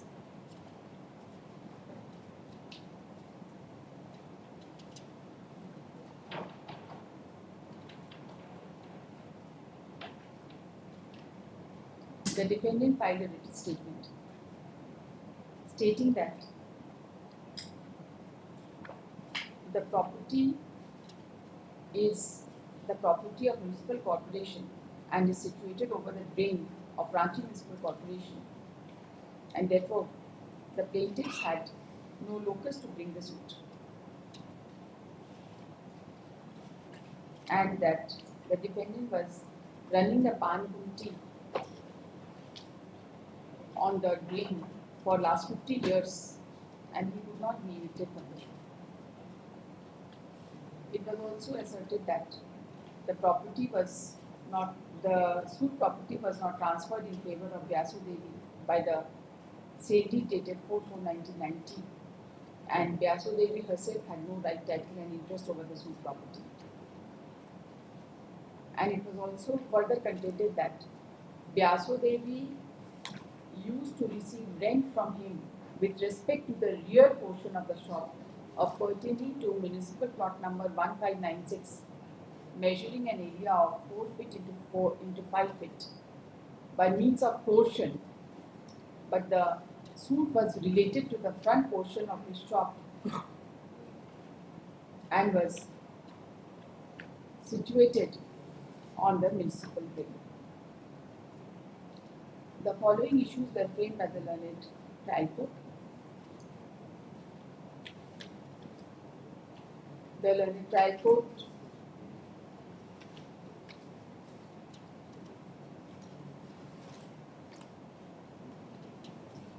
after considering the materials on record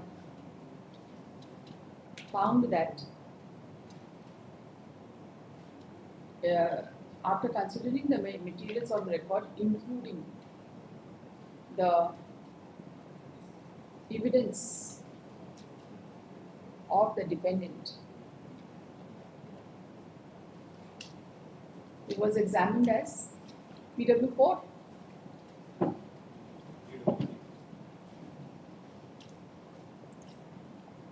At page number 7 also, in the trial court check. प्रतिवादी साक्षी संख्या 6 जो उसमें प्रतिवादी है ने अपने प्रति परीक्षण में क्रम में कहा है including the evidence led by the defendant and ultimately recorded a finding that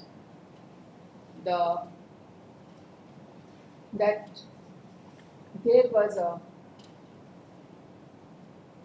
drive for removal of encroachment over the drain, and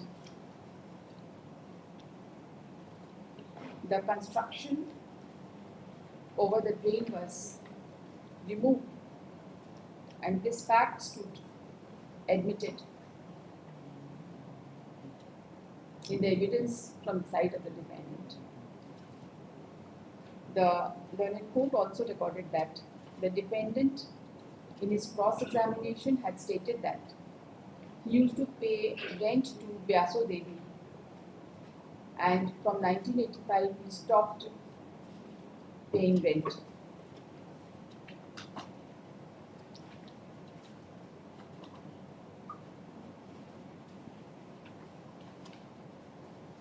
The learned trial court also considered the plea of personal necessity and also the plea of partial eviction, and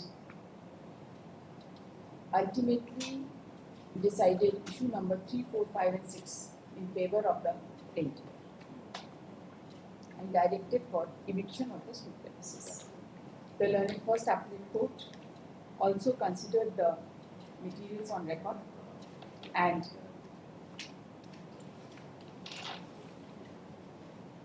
considered the same issues as the learned trial court and decided issue number 3, 4, 5 and 7 by paragraph 12 of the judgment.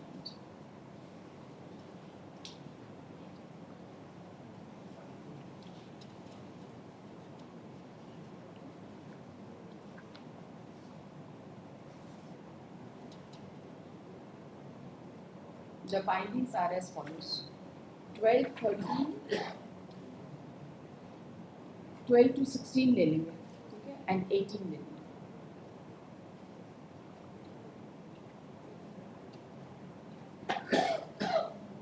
This court finds that both the courts has specifically rejected the plea of the defendant that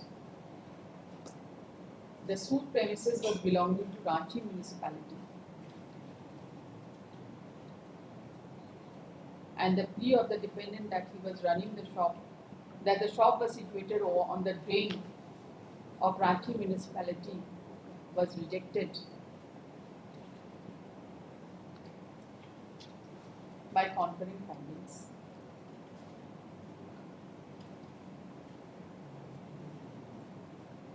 The learned courts have also recorded that it was admitted that Vyaso Devi was the actual landlord of the suit premises, and the defendant was her tenant, but later on Vyaso Devi sold the suit premises to the plaintiff.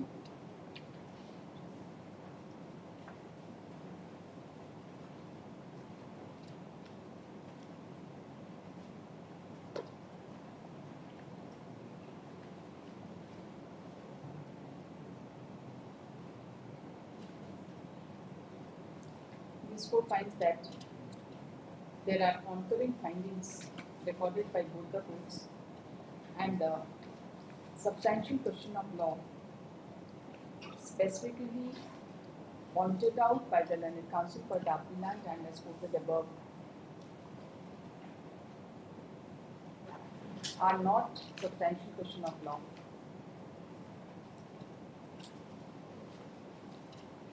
In the eyes of law.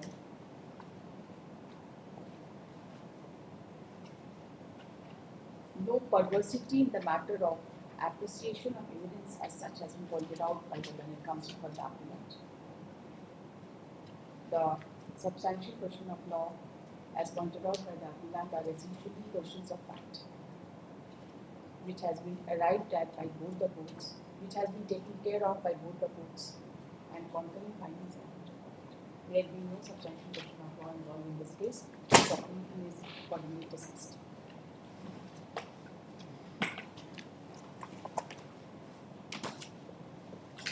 Item number 4, SA 611/2017, Mr. Asim Kumar Sahni, Mr. Masjid Mahesh Tiwari. In this case, your lordship. But Malady, if I may bring to the Honorable Court's notice that there has been change of the counsel. Karatnama has been filed in my name. So, Mr. Sahni was the previous lawyer. so you argue Yes. In this case, your lordship, I will only pray. you are nobody. अभी तो substantial question of law ही नहीं बना. हाँ बताओ. Already, I wanted to pray this Honorable Court to file an IA to implead other defendants as well. Other defendants, right? Because there is a question of whether there has existed a relationship of landlord and tenant, Yes. and at the Other same defendants means defendants must be party. my lord, in the lower court they have not been pleaded. They were the necessary party. They ought to have No, been. no, no. The second appeal is not argued. You just place the inclusions. Those who were not parties earlier, there is no question of making. But they were the necessary party, my lord, my lady, and they ought to have been pleaded. They might be listen.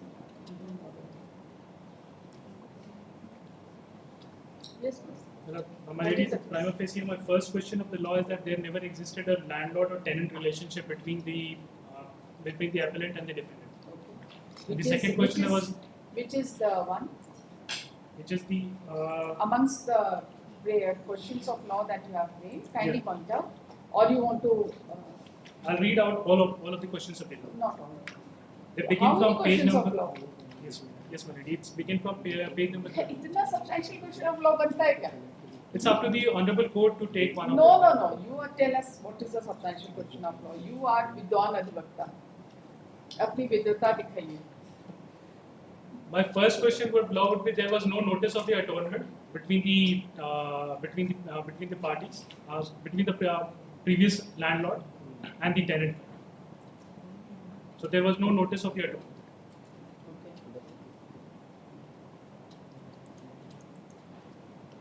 Second would be there existed no landlord and tenant relationship. Because of this. Yes.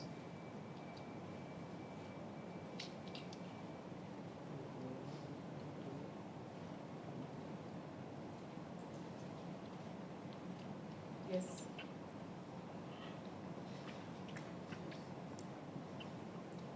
Third would be this particular rent eviction suit that was previously dismissed for abatement, and it was restored. So when it was restored, no notice of restoration was given to me, and no opportunity to file my reply was. Which was dismissed? The suit. Yes, my lady. This appeal. No. Before the appeal, there was a house eviction suit that was filed by the defendant. That was dismissed for abatement. For the death of the one of the defendants. What is the evidence? It's there on the record. What is it? Where is it? Exhibit number?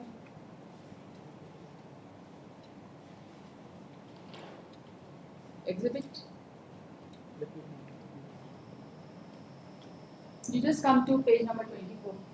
Have a look at the exhibits.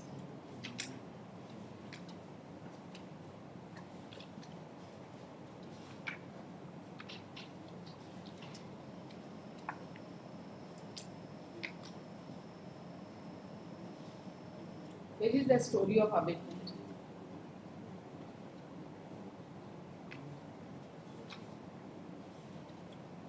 तो पूरा पढ़ लिया हमको तो कहीं नहीं दिखा abetment का कोई कान है.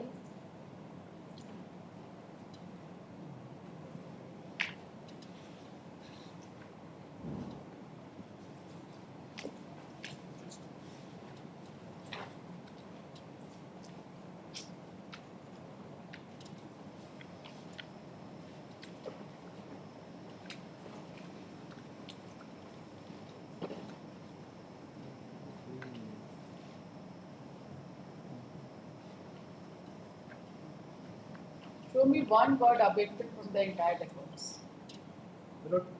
my lady, that has not been mentioned in the impugn order because we had pressed to framing of this issue before the appellate court first appeal, but that was not taken into account. I have. Which is that exhibit?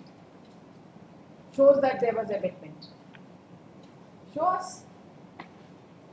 In the year 1993, you filed a suit against a person who is not the landlord by that time. They are not party.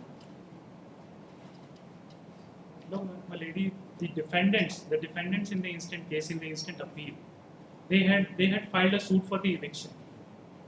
That suit was dismissed for the non-prosecution. Wait, what is that suit number? And where is the mention of that suit number?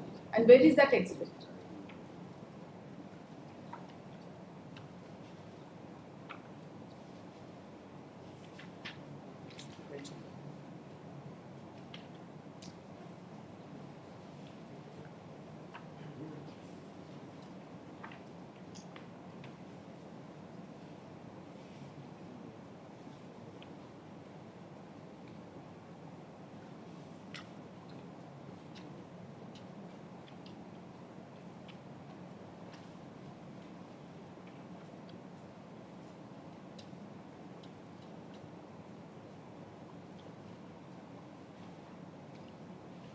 Page number 5 of my appeal, at para 6. I'm just there's a mention of the miscellaneous case number 11 of 2009 that was dismissed ex parte. It may not have. If it was dismissed ex parte, where is the order? It must have been exhibited. Where is that exhibit? I have not annexed that document. So nothing. You have not proved it. The matter ends. So civil litigation ऐसे चलता है जो exhibit नहीं करेंगे we will not see it also. That is there. That is there. I do not contest that. I concede to the honorable court. No, you don't. You only concede to the law. Yes. You don't concede to me. My The lady law is is the law. well settled that things which you have not exhibited, not proved, the court cannot take. आपका general knowledge से हमारा judgment नहीं चल सकता. Certainly. But everything which is falling from the court, that is the law. ऐसा नहीं है, ऐसा बिल्कुल भी नहीं है. We are always subject to scrutiny. हमारे जजमेंट्स ओवररूल भी होते हैं. उसके बाद जो जजमेंट्स लार्जर बेंच को भी जाते हैं. इसलिए ऐसा कुछ मेरा अथॉरिटी हम नहीं समझते. We only subscribe to the authority of law. Law बताइए कि आपका ये ओरल आर्गुमेंट हम यहाँ सुन सकते हैं.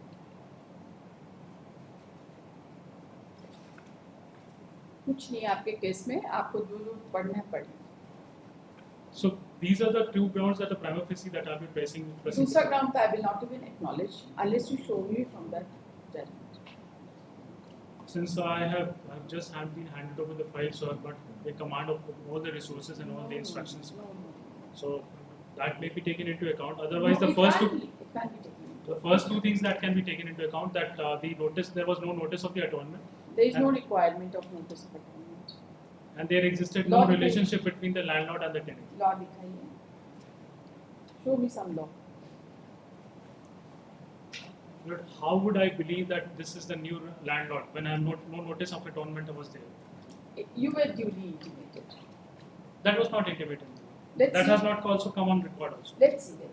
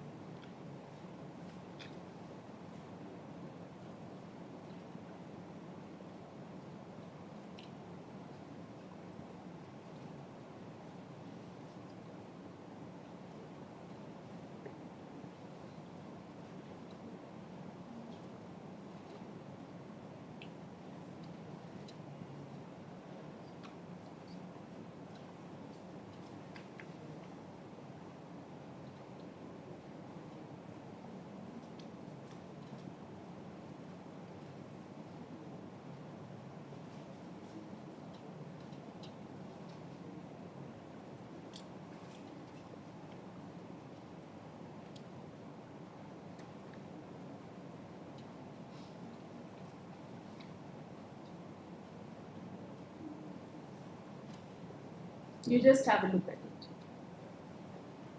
Page number 31. Page number 30.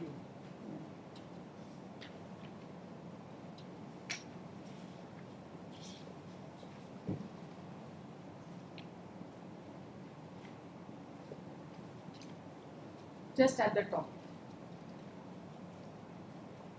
In fact, the defendant had not impleaded the plaintiffs in state HRC case number 7 of 93, despite knowledge of the fact that Tukari Gorai had already sold the suit premises to the plaintiff respondent, as he himself stated in paragraph 4 of his cross-examination, as DW3 that he knew on 19/9/1992 itself that ex-landlord has already sold the suit premises to Vishwanath Dukania, that is one of the plaintiff respondents. But the said question has been handled separately at the issue point of consideration number 2. The impugn judgment page number, that may be looked into also, Yes. where the Honorable Court. Point of consideration number 4. The point of consideration number 2 is the point as to whether there existed a relationship of landlord and tenant between the parties to the suit. Yes, yes, I am reading under that only. So it is under point of consideration number 3. It is under this finding is there under point of consideration number 3. It is also there in this under point of consideration number 2 also. You just read page 29. This witness, being defendant himself of this case, has further admitted in paragraph 4 of his cross-examination that he knew on 19/9/1992 that the ex-landlord of the suit premises had sold the suit premises to Vishwanath Dukania, one of the plaintiffs before the court. This witness has further stated in paragraph number 5 of his cross-examination that he did not pay any rent to Vishwanath Dukania even after knowing that he has purchased the suit premises. Paragraph 16 of cross-examination, this witness being the defendant himself has admitted that Vishwanath Dukania became the owner of the suit premises. Okay. So this has been wrongly inferred from whatever the deposition is there. Wrongly inferred. Yes, ma'am. Deposition दिखाइए. कौन सा deposition पढ़ के आप बोल रहे हैं लोग? Wrong inference. The deposition has But been was located it in the preceding paragraph itself. Okay, The let's. preceding paragraph itself. You have got this deposition. Have you read the deposition? Whatever has been recorded here in the impound order, I am relying on. Because I do not have. Paragraph 4 of the cross-examination of defendant number of this witness, right? I'm just reading, relying on the entire issue point consideration number 2. Okay. If I may read. Yes, please. The plaintiff respondents, who are the respondents over here, Yeah. They have got their 3 witnesses examined before the learned court below. Among them, prosecution plaintiff witness number 2, namely Vishwanath Dukania, is the co-plaintiff respondent himself into the matter, who has stated in paragraph number 3 of his evidence that the suit property initially belonged to Tinkori Gurai and other, and the defendant was a tenant therein upon a monthly rent of ₹550. This witness has further stated in paragraph number 2 of his evidence that plaintiff thereafter purchased the same from Tinkori Gurai and others through sale deed number 641 dated so and so on an appropriate consideration amount becoming owner thereof. The witness has further stated that he informed the defendant about his ownership of the suit property and requested for payment of the rent from February 1992. He also requested for eviction of the suit property. This itself is a contradicting statement. No. He's requesting for rent and then he's also asking for eviction. Yes, yes, he can simultaneously. What's the deal about that? The witness has further stated therein that the seller, namely Tinkori Gurai, too informed the defendant about the same in writing.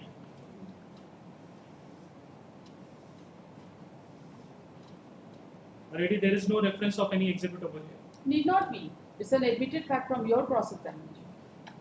That the sale deed was shown to me. In the subsequent paragraph it will come. The sale deed was shown to me. That has not been denied, but that has not been accepted also. The witness has further stated therein that the seller number inquiry to inform the defendant about the same in writing. The witness has further stated in paragraph number 6 of his evidence that defendant neither paid rent of the suit premises to him nor he vacated the same.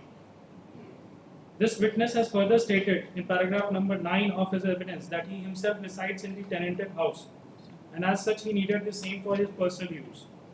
The aforesaid mentioned evidence of his witness are not shattered and are intact in cross-examination of this witness. Rather, this witness has reiterated the same things in his cross-examination also. PW number 3, namely Vijay Layak, is the witness of the sale deed who has identified and proved the entire sale deed in respect of the suit premise in favor of the plaintiff respondents.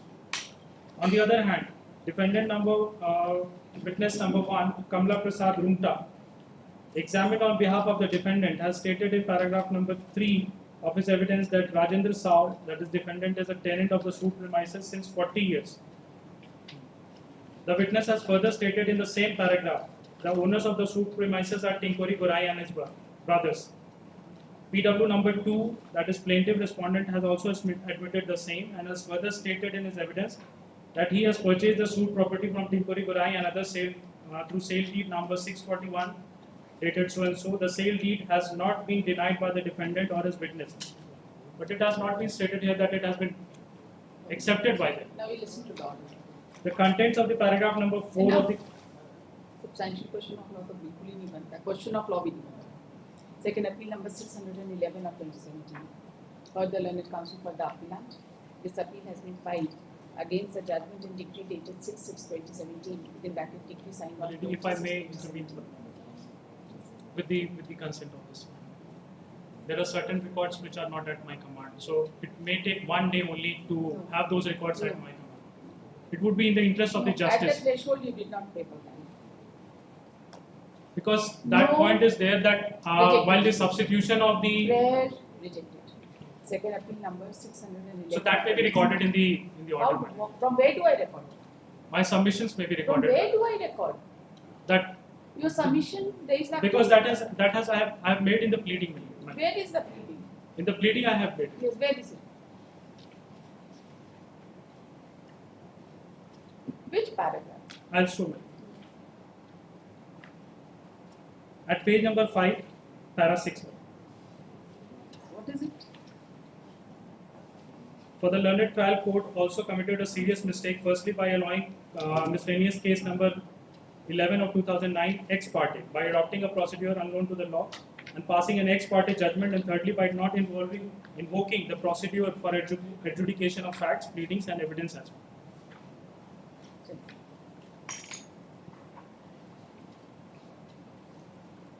And para number 8 as well, at page number 6. And thereafter, whatever follows, that no opportunity was given because everything was passed ex parte.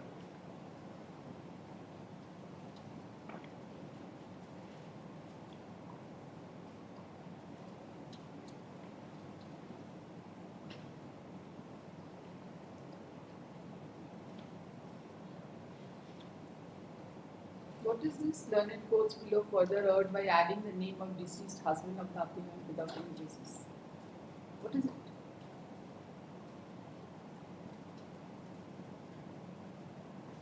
Substituting, we must be substituting the name of the. We do not know what is this. You Because write there were other legal errors. That is one of my ground. That substitution was not done rightly, and it was not in sync with section 2H of the Buildings Act. And there was no notice as to it as well. So there has been procedural aberration. That it's not so that the procedural aberration has not been there. So only on this count I plead to the Honorable Court that I may be allowed a day or two to gather the relevant documents. If at all, if there is a document, I'll have a case. If there is no document, then the same order will follow that as it is fallen from the Honorable Bench today.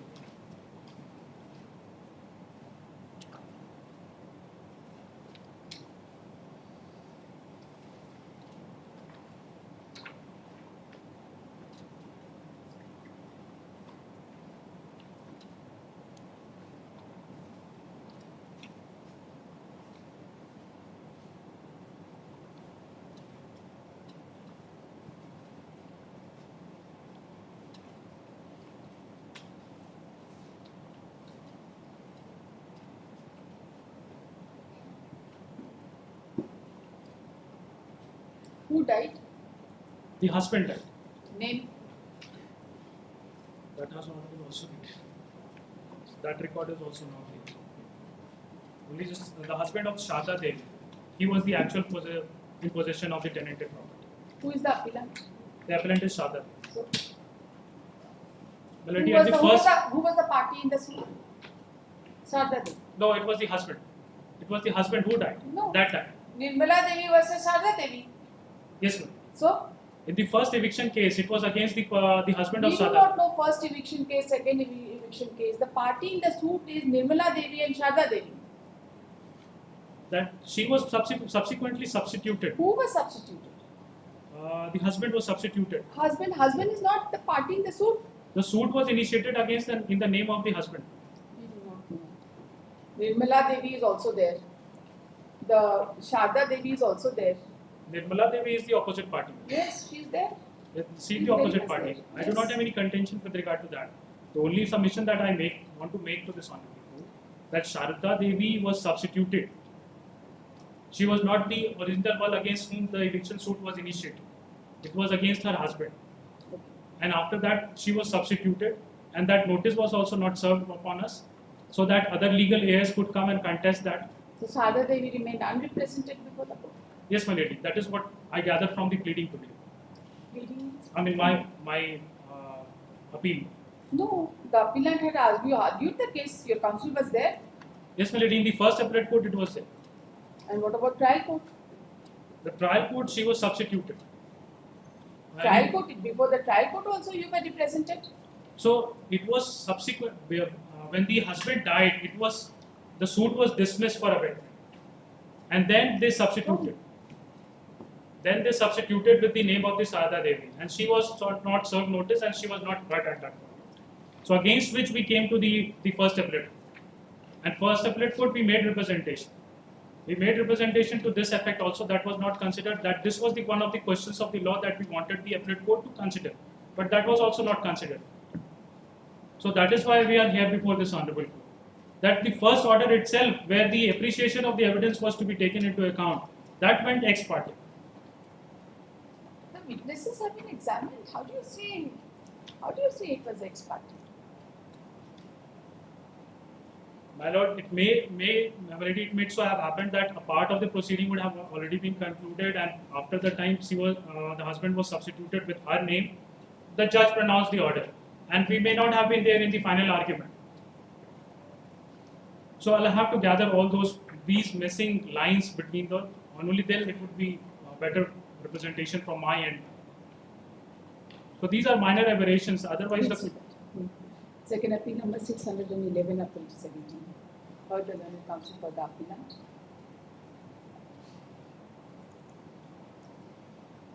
The learned counsel for the appellant has submitted that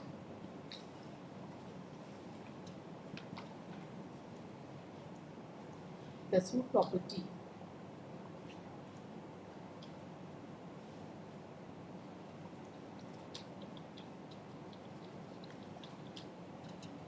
belonged to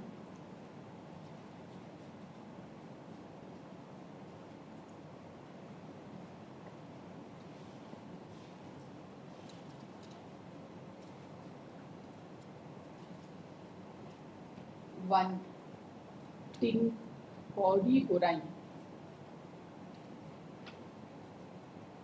who sold the same to Vishwanath Dokani.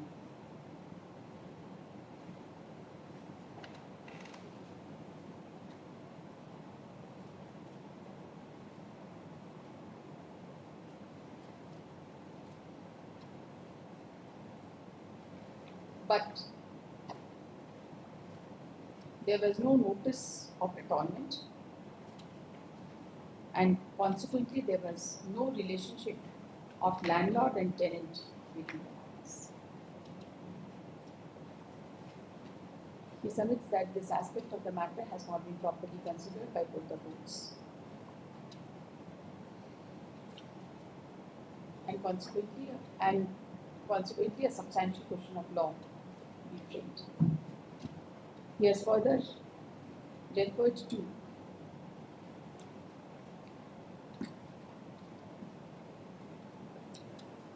paragraph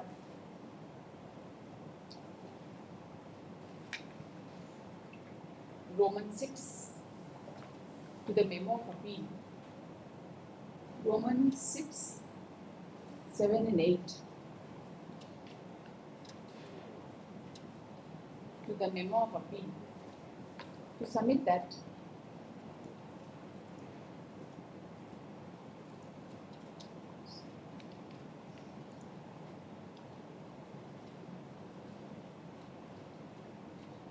the miscellaneous case number 11 of 2009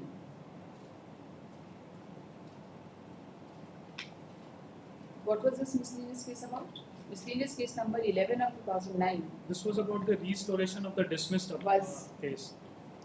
allowed and the suit was restored, but proper procedure was not followed for restoration of the suit.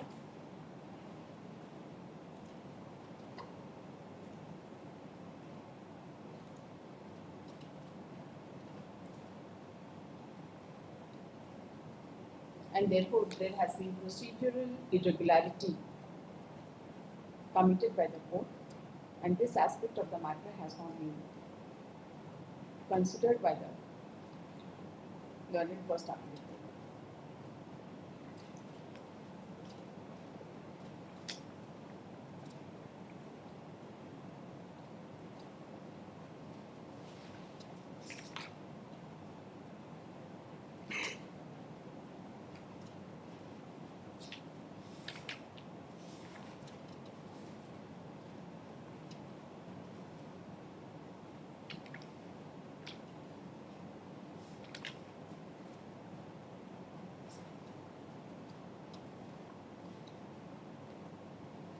After hearing the learned counsel for the appellant and having gone through the impugn judgments, this court finds that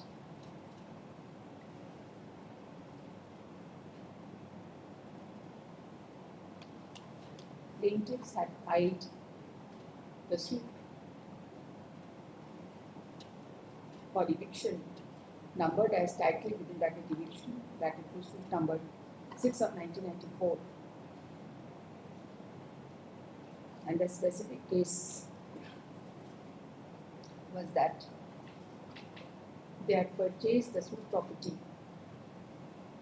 through registered sale deed number 641 dated 24/2/1992 from Timpuri Gorain and others,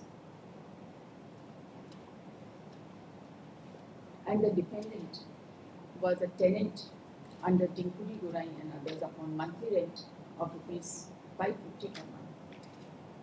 It was their further claim that Timpuri Gorain and others had also intimated the defendants about the sale of the suit property with a request to make payment of the rent amount to the plaintiffs, and the plaintiffs had also informed the defendant to make payment of rent and to vacate the tenanted premises.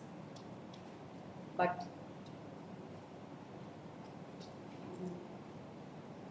the defendant had filed one HRC case number 7 of 1993 against Timpuri Gorain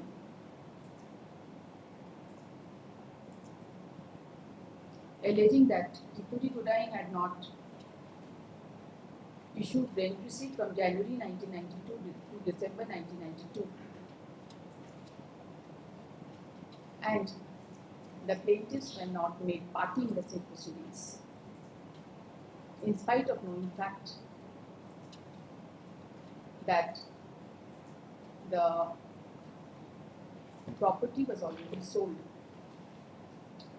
to the plaintiffs.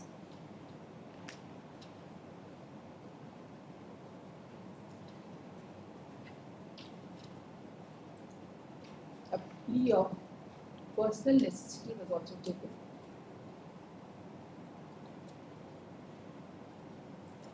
Pursuant to the notice, the defendant had appeared and filed a written statement opposing the prayer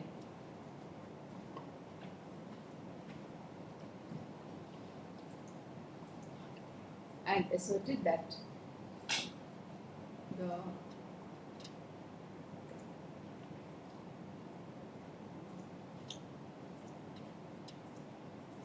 co-sharers of Tipuri Gorai and others who were having right title interest were necessary parties, and the suit was back for non-joinder of necessary parties, and that there was no relationship of landlord and tenant between the parties.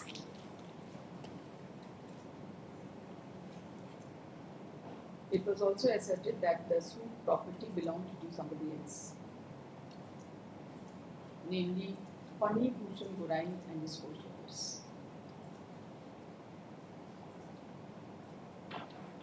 It was also asserted that Tipuri Gorai and never sold the property to the plaintiffs through the alleged deed number 641 dated 24/2/1992, and that the respondents were never informed about the alleged purchase to make payment of rent to them or to vacate any premises at any time. The plea of personal necessity was also objected to. It was the further case of the defendant that he had paid monthly rent up to December 1991, and the landlord was regularly granting rent receipt. And when the landlord Tipuri Gorai refused to accept monthly rent and grant receipt up to December 1992, they remitted the monthly rent to him up to December 1992 through treasury challan.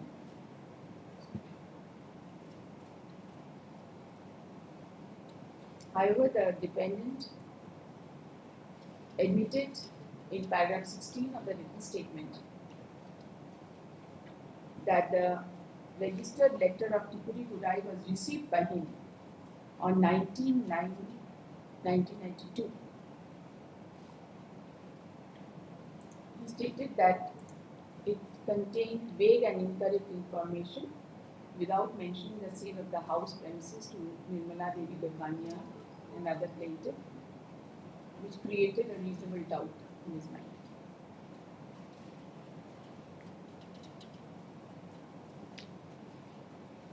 And thus the defendant denied the relationship of landlord and tenant. The following issues were framed by the learned trial court.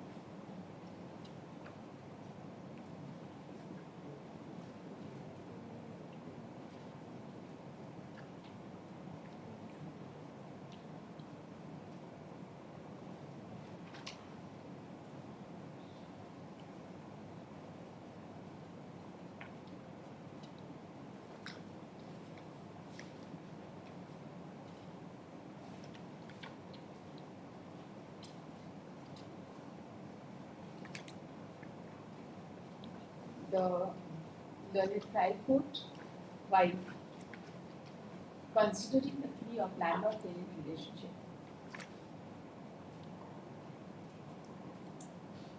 held that the defendant in his evidence had accepted that Tipuri Gorai was the landlord. He also accepted that he knew that if the property is sold by the landlord, then the purchaser would become the new landlord, and the defendant also accepted that he received the letter from Tipuri Gorai that on dated 19/9/1992, and admitted that upon receipt of that letter, he came to know that the suit property was purchased by Vishwanath Dukani, but in spite of that, he did not pay rent to the new landlord. The learned High Court ultimately recorded that there was relationship of landlord and tenant between the parties, and the fact that the defendant had not paid rent to the plaintiff was certainly admitted, and ultimately held that the defendant was a defaulter. The plea of partial eviction and personal necessity was also considered, and the same was also decided in favor of the plaintiff, and the suit was ultimately decreed. So far as the learned first appellate court is concerned, the learned first appellate court has also considered the materials on record by considering the point of determination as framed in paragraph 8, which are as follows.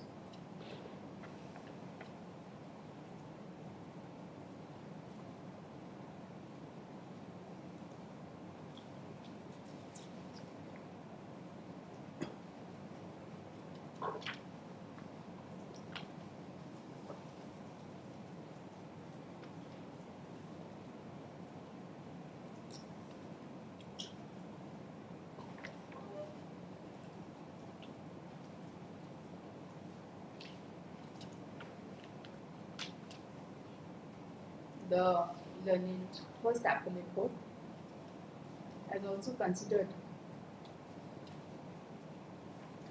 the factum of filing miscellaneous case number 11 of 2009.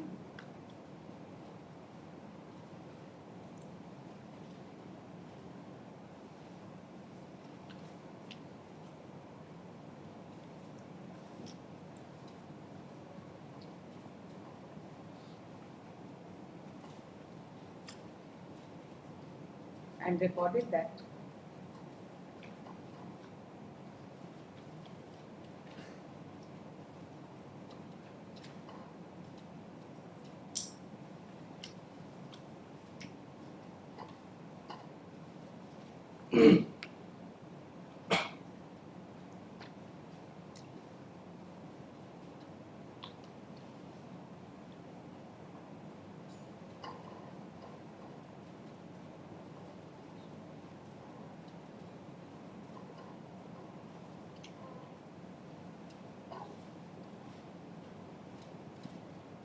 and considered the submission of the appellant that the suit had abated due to non-substitution of legal views of the defendant / appellant before the learned court on 16/6/2009, when the matter was running for final argument, and the abatement order was set aside in miscellaneous case number 11 of 2009 by the learned court. Whereafter the fresh notice was issued to the appellant and was required to be served for the purposes of clearance.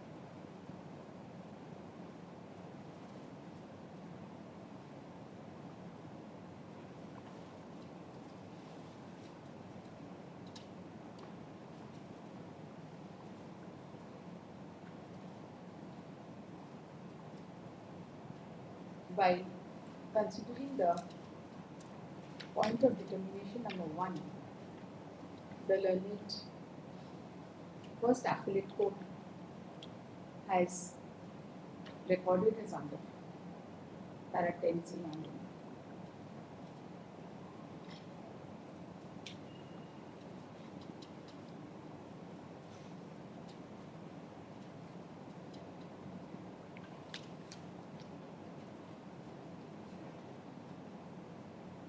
Miscellaneous case का order has attained finality, I suppose.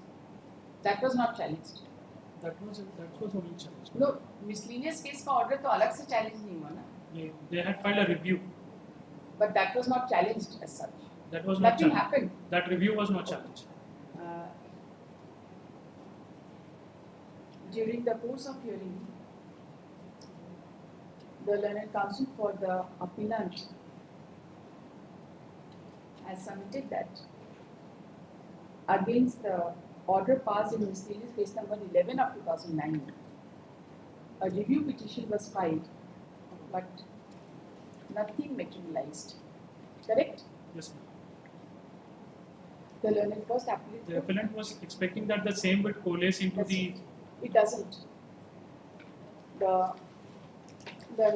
first appellate court further rejected the said plea by citing reasons in paragraph 9.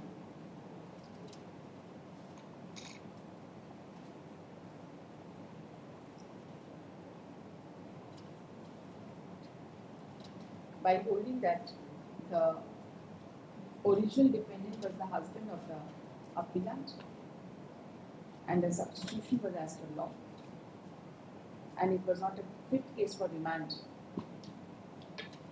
before the trial. By considering the point of consideration number 2,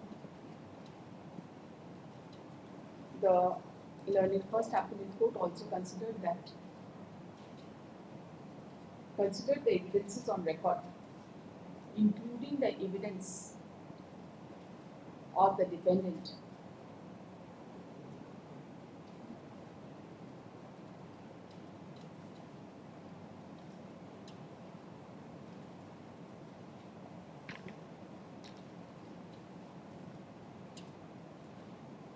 and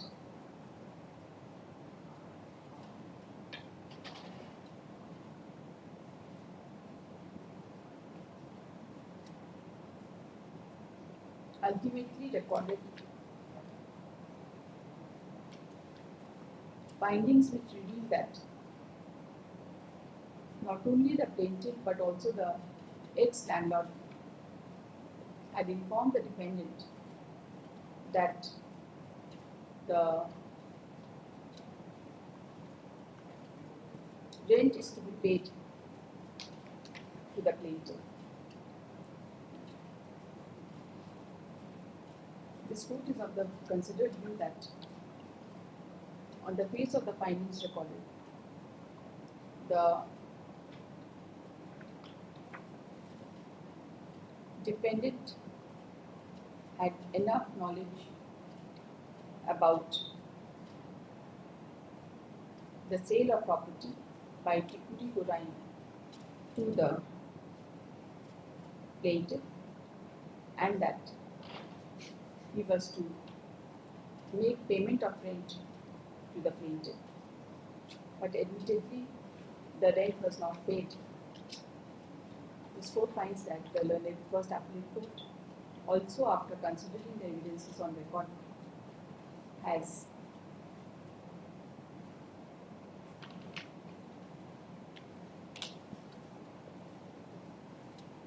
rightly recorded the finding that there was landlord-tenant relationship between the parties. This court finds no merit in this appeal, which is later dismissed.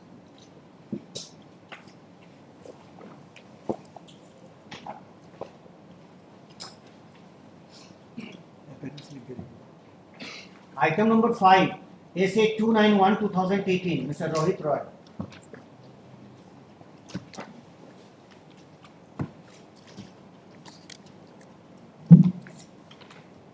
Yeah,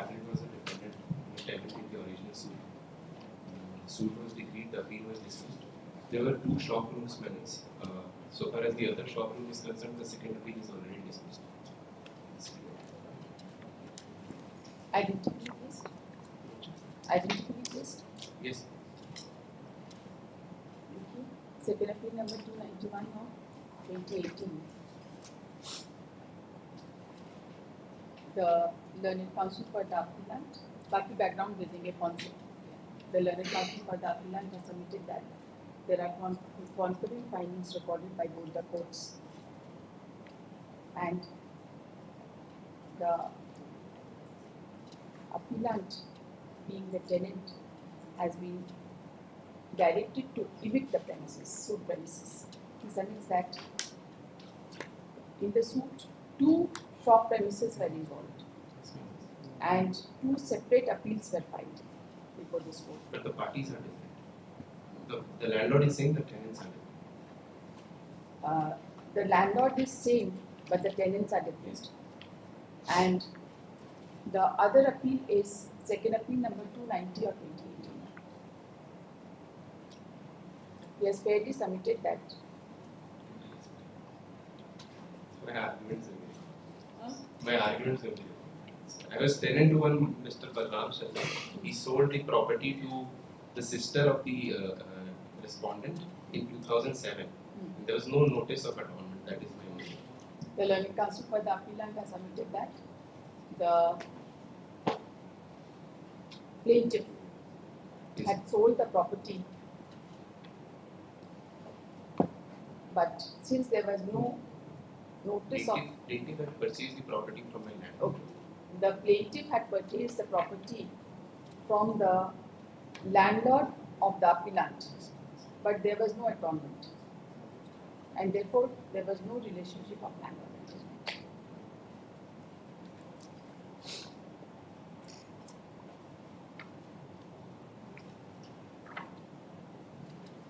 This has been dealt at London's page para 20.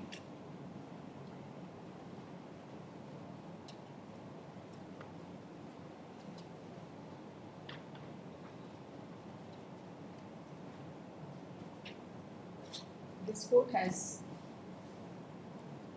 gone through the interim judgments,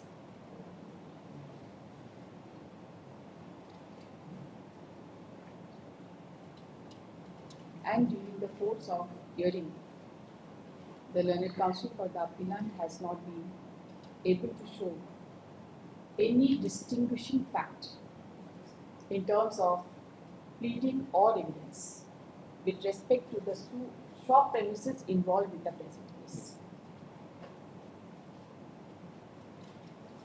The fact remains that arising out of the common judgment, of the same judgment, with respect to the other shop premises, the second appeal number 290 of 2018 has been dismissed by judgment dated 14th of November 2024.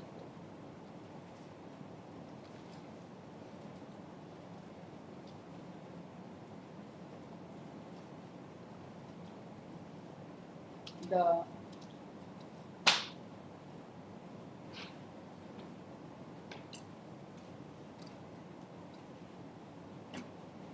aforesaid argument of the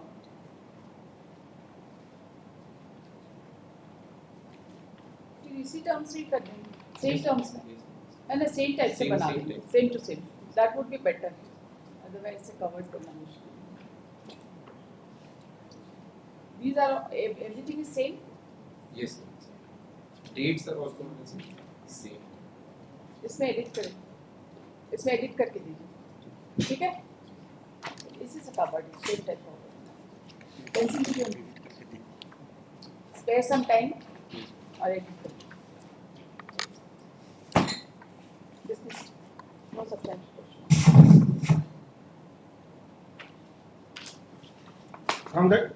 From the daily cause list, under the heading for final disposal, item number 1, second appeal 161/2022, Mr. Amar Kumar Sinha, Mr. Prashant Pallab.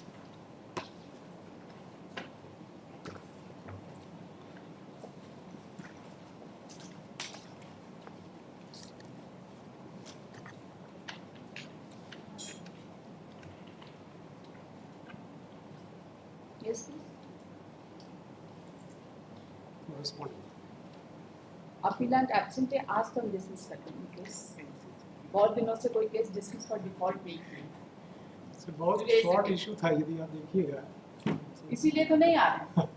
इसमें I have a purchaser of 91 2000 square feet देखिए, और 92 में 10,000 square feet वही vendor से उन लोग भी खरीदे, और उसमें से 5,000 ये प्लेंटिव खरीदे 92 में, मेरे सब्सिक्वेंट परचेजर है।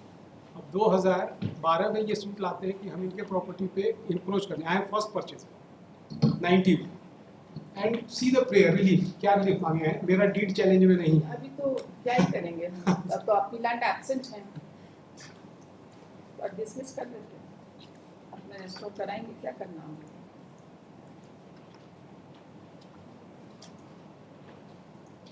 रिकॉर्ड मिला है इसलिए टाइम लिए हैं, उसके बाद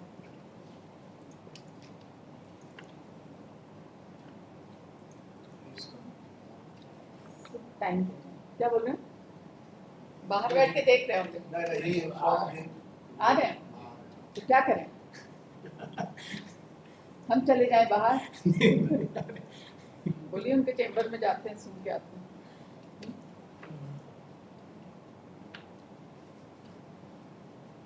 देखिए 1:30 बजे के बाद तो हम डिसमिस नहीं करेंगे, इसीलिए अभी करेंगे।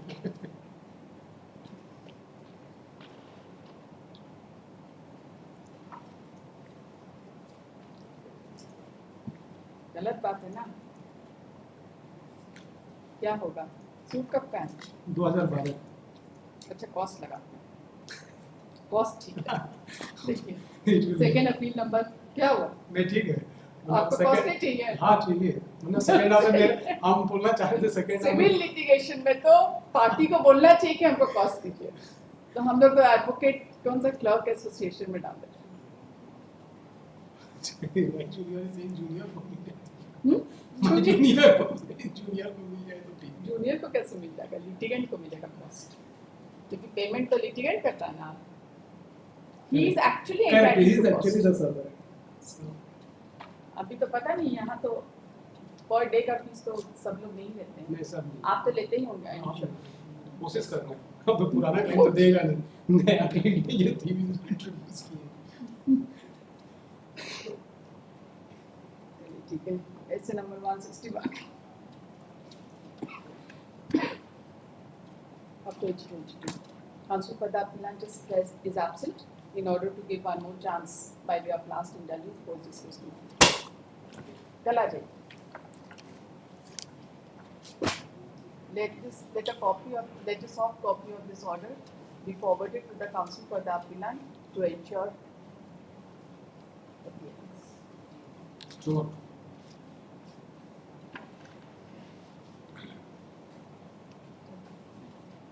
कल इसका ऑर्डर अपलोड भी कराना है, इसका ना कॉपी भेजना होगा, इस ऑर्डर की कॉपी। अभी 1:30 कहाँ बजे, कॉल करिए। Item number 2, first appeal 181/2023, Mr. Arshad Hussain.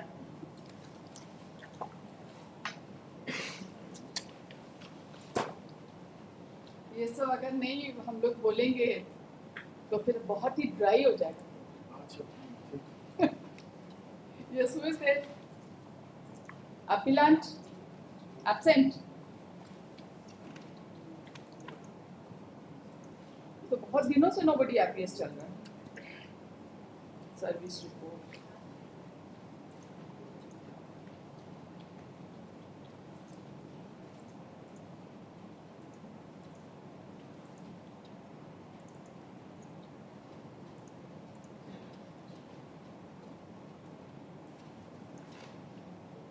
First appeal है, क्या करना है इसमें? क्या मैटर है?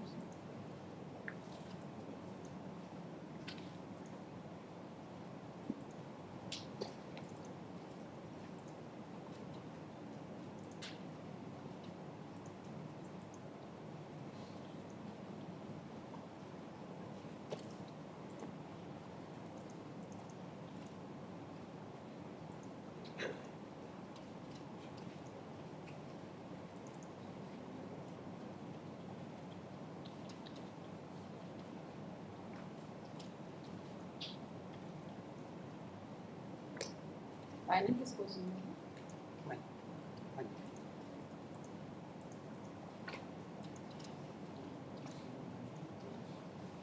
nobody appears on behalf of the parties. However, in order to give one more chance by way of last indulgence, post this case on next Wednesday.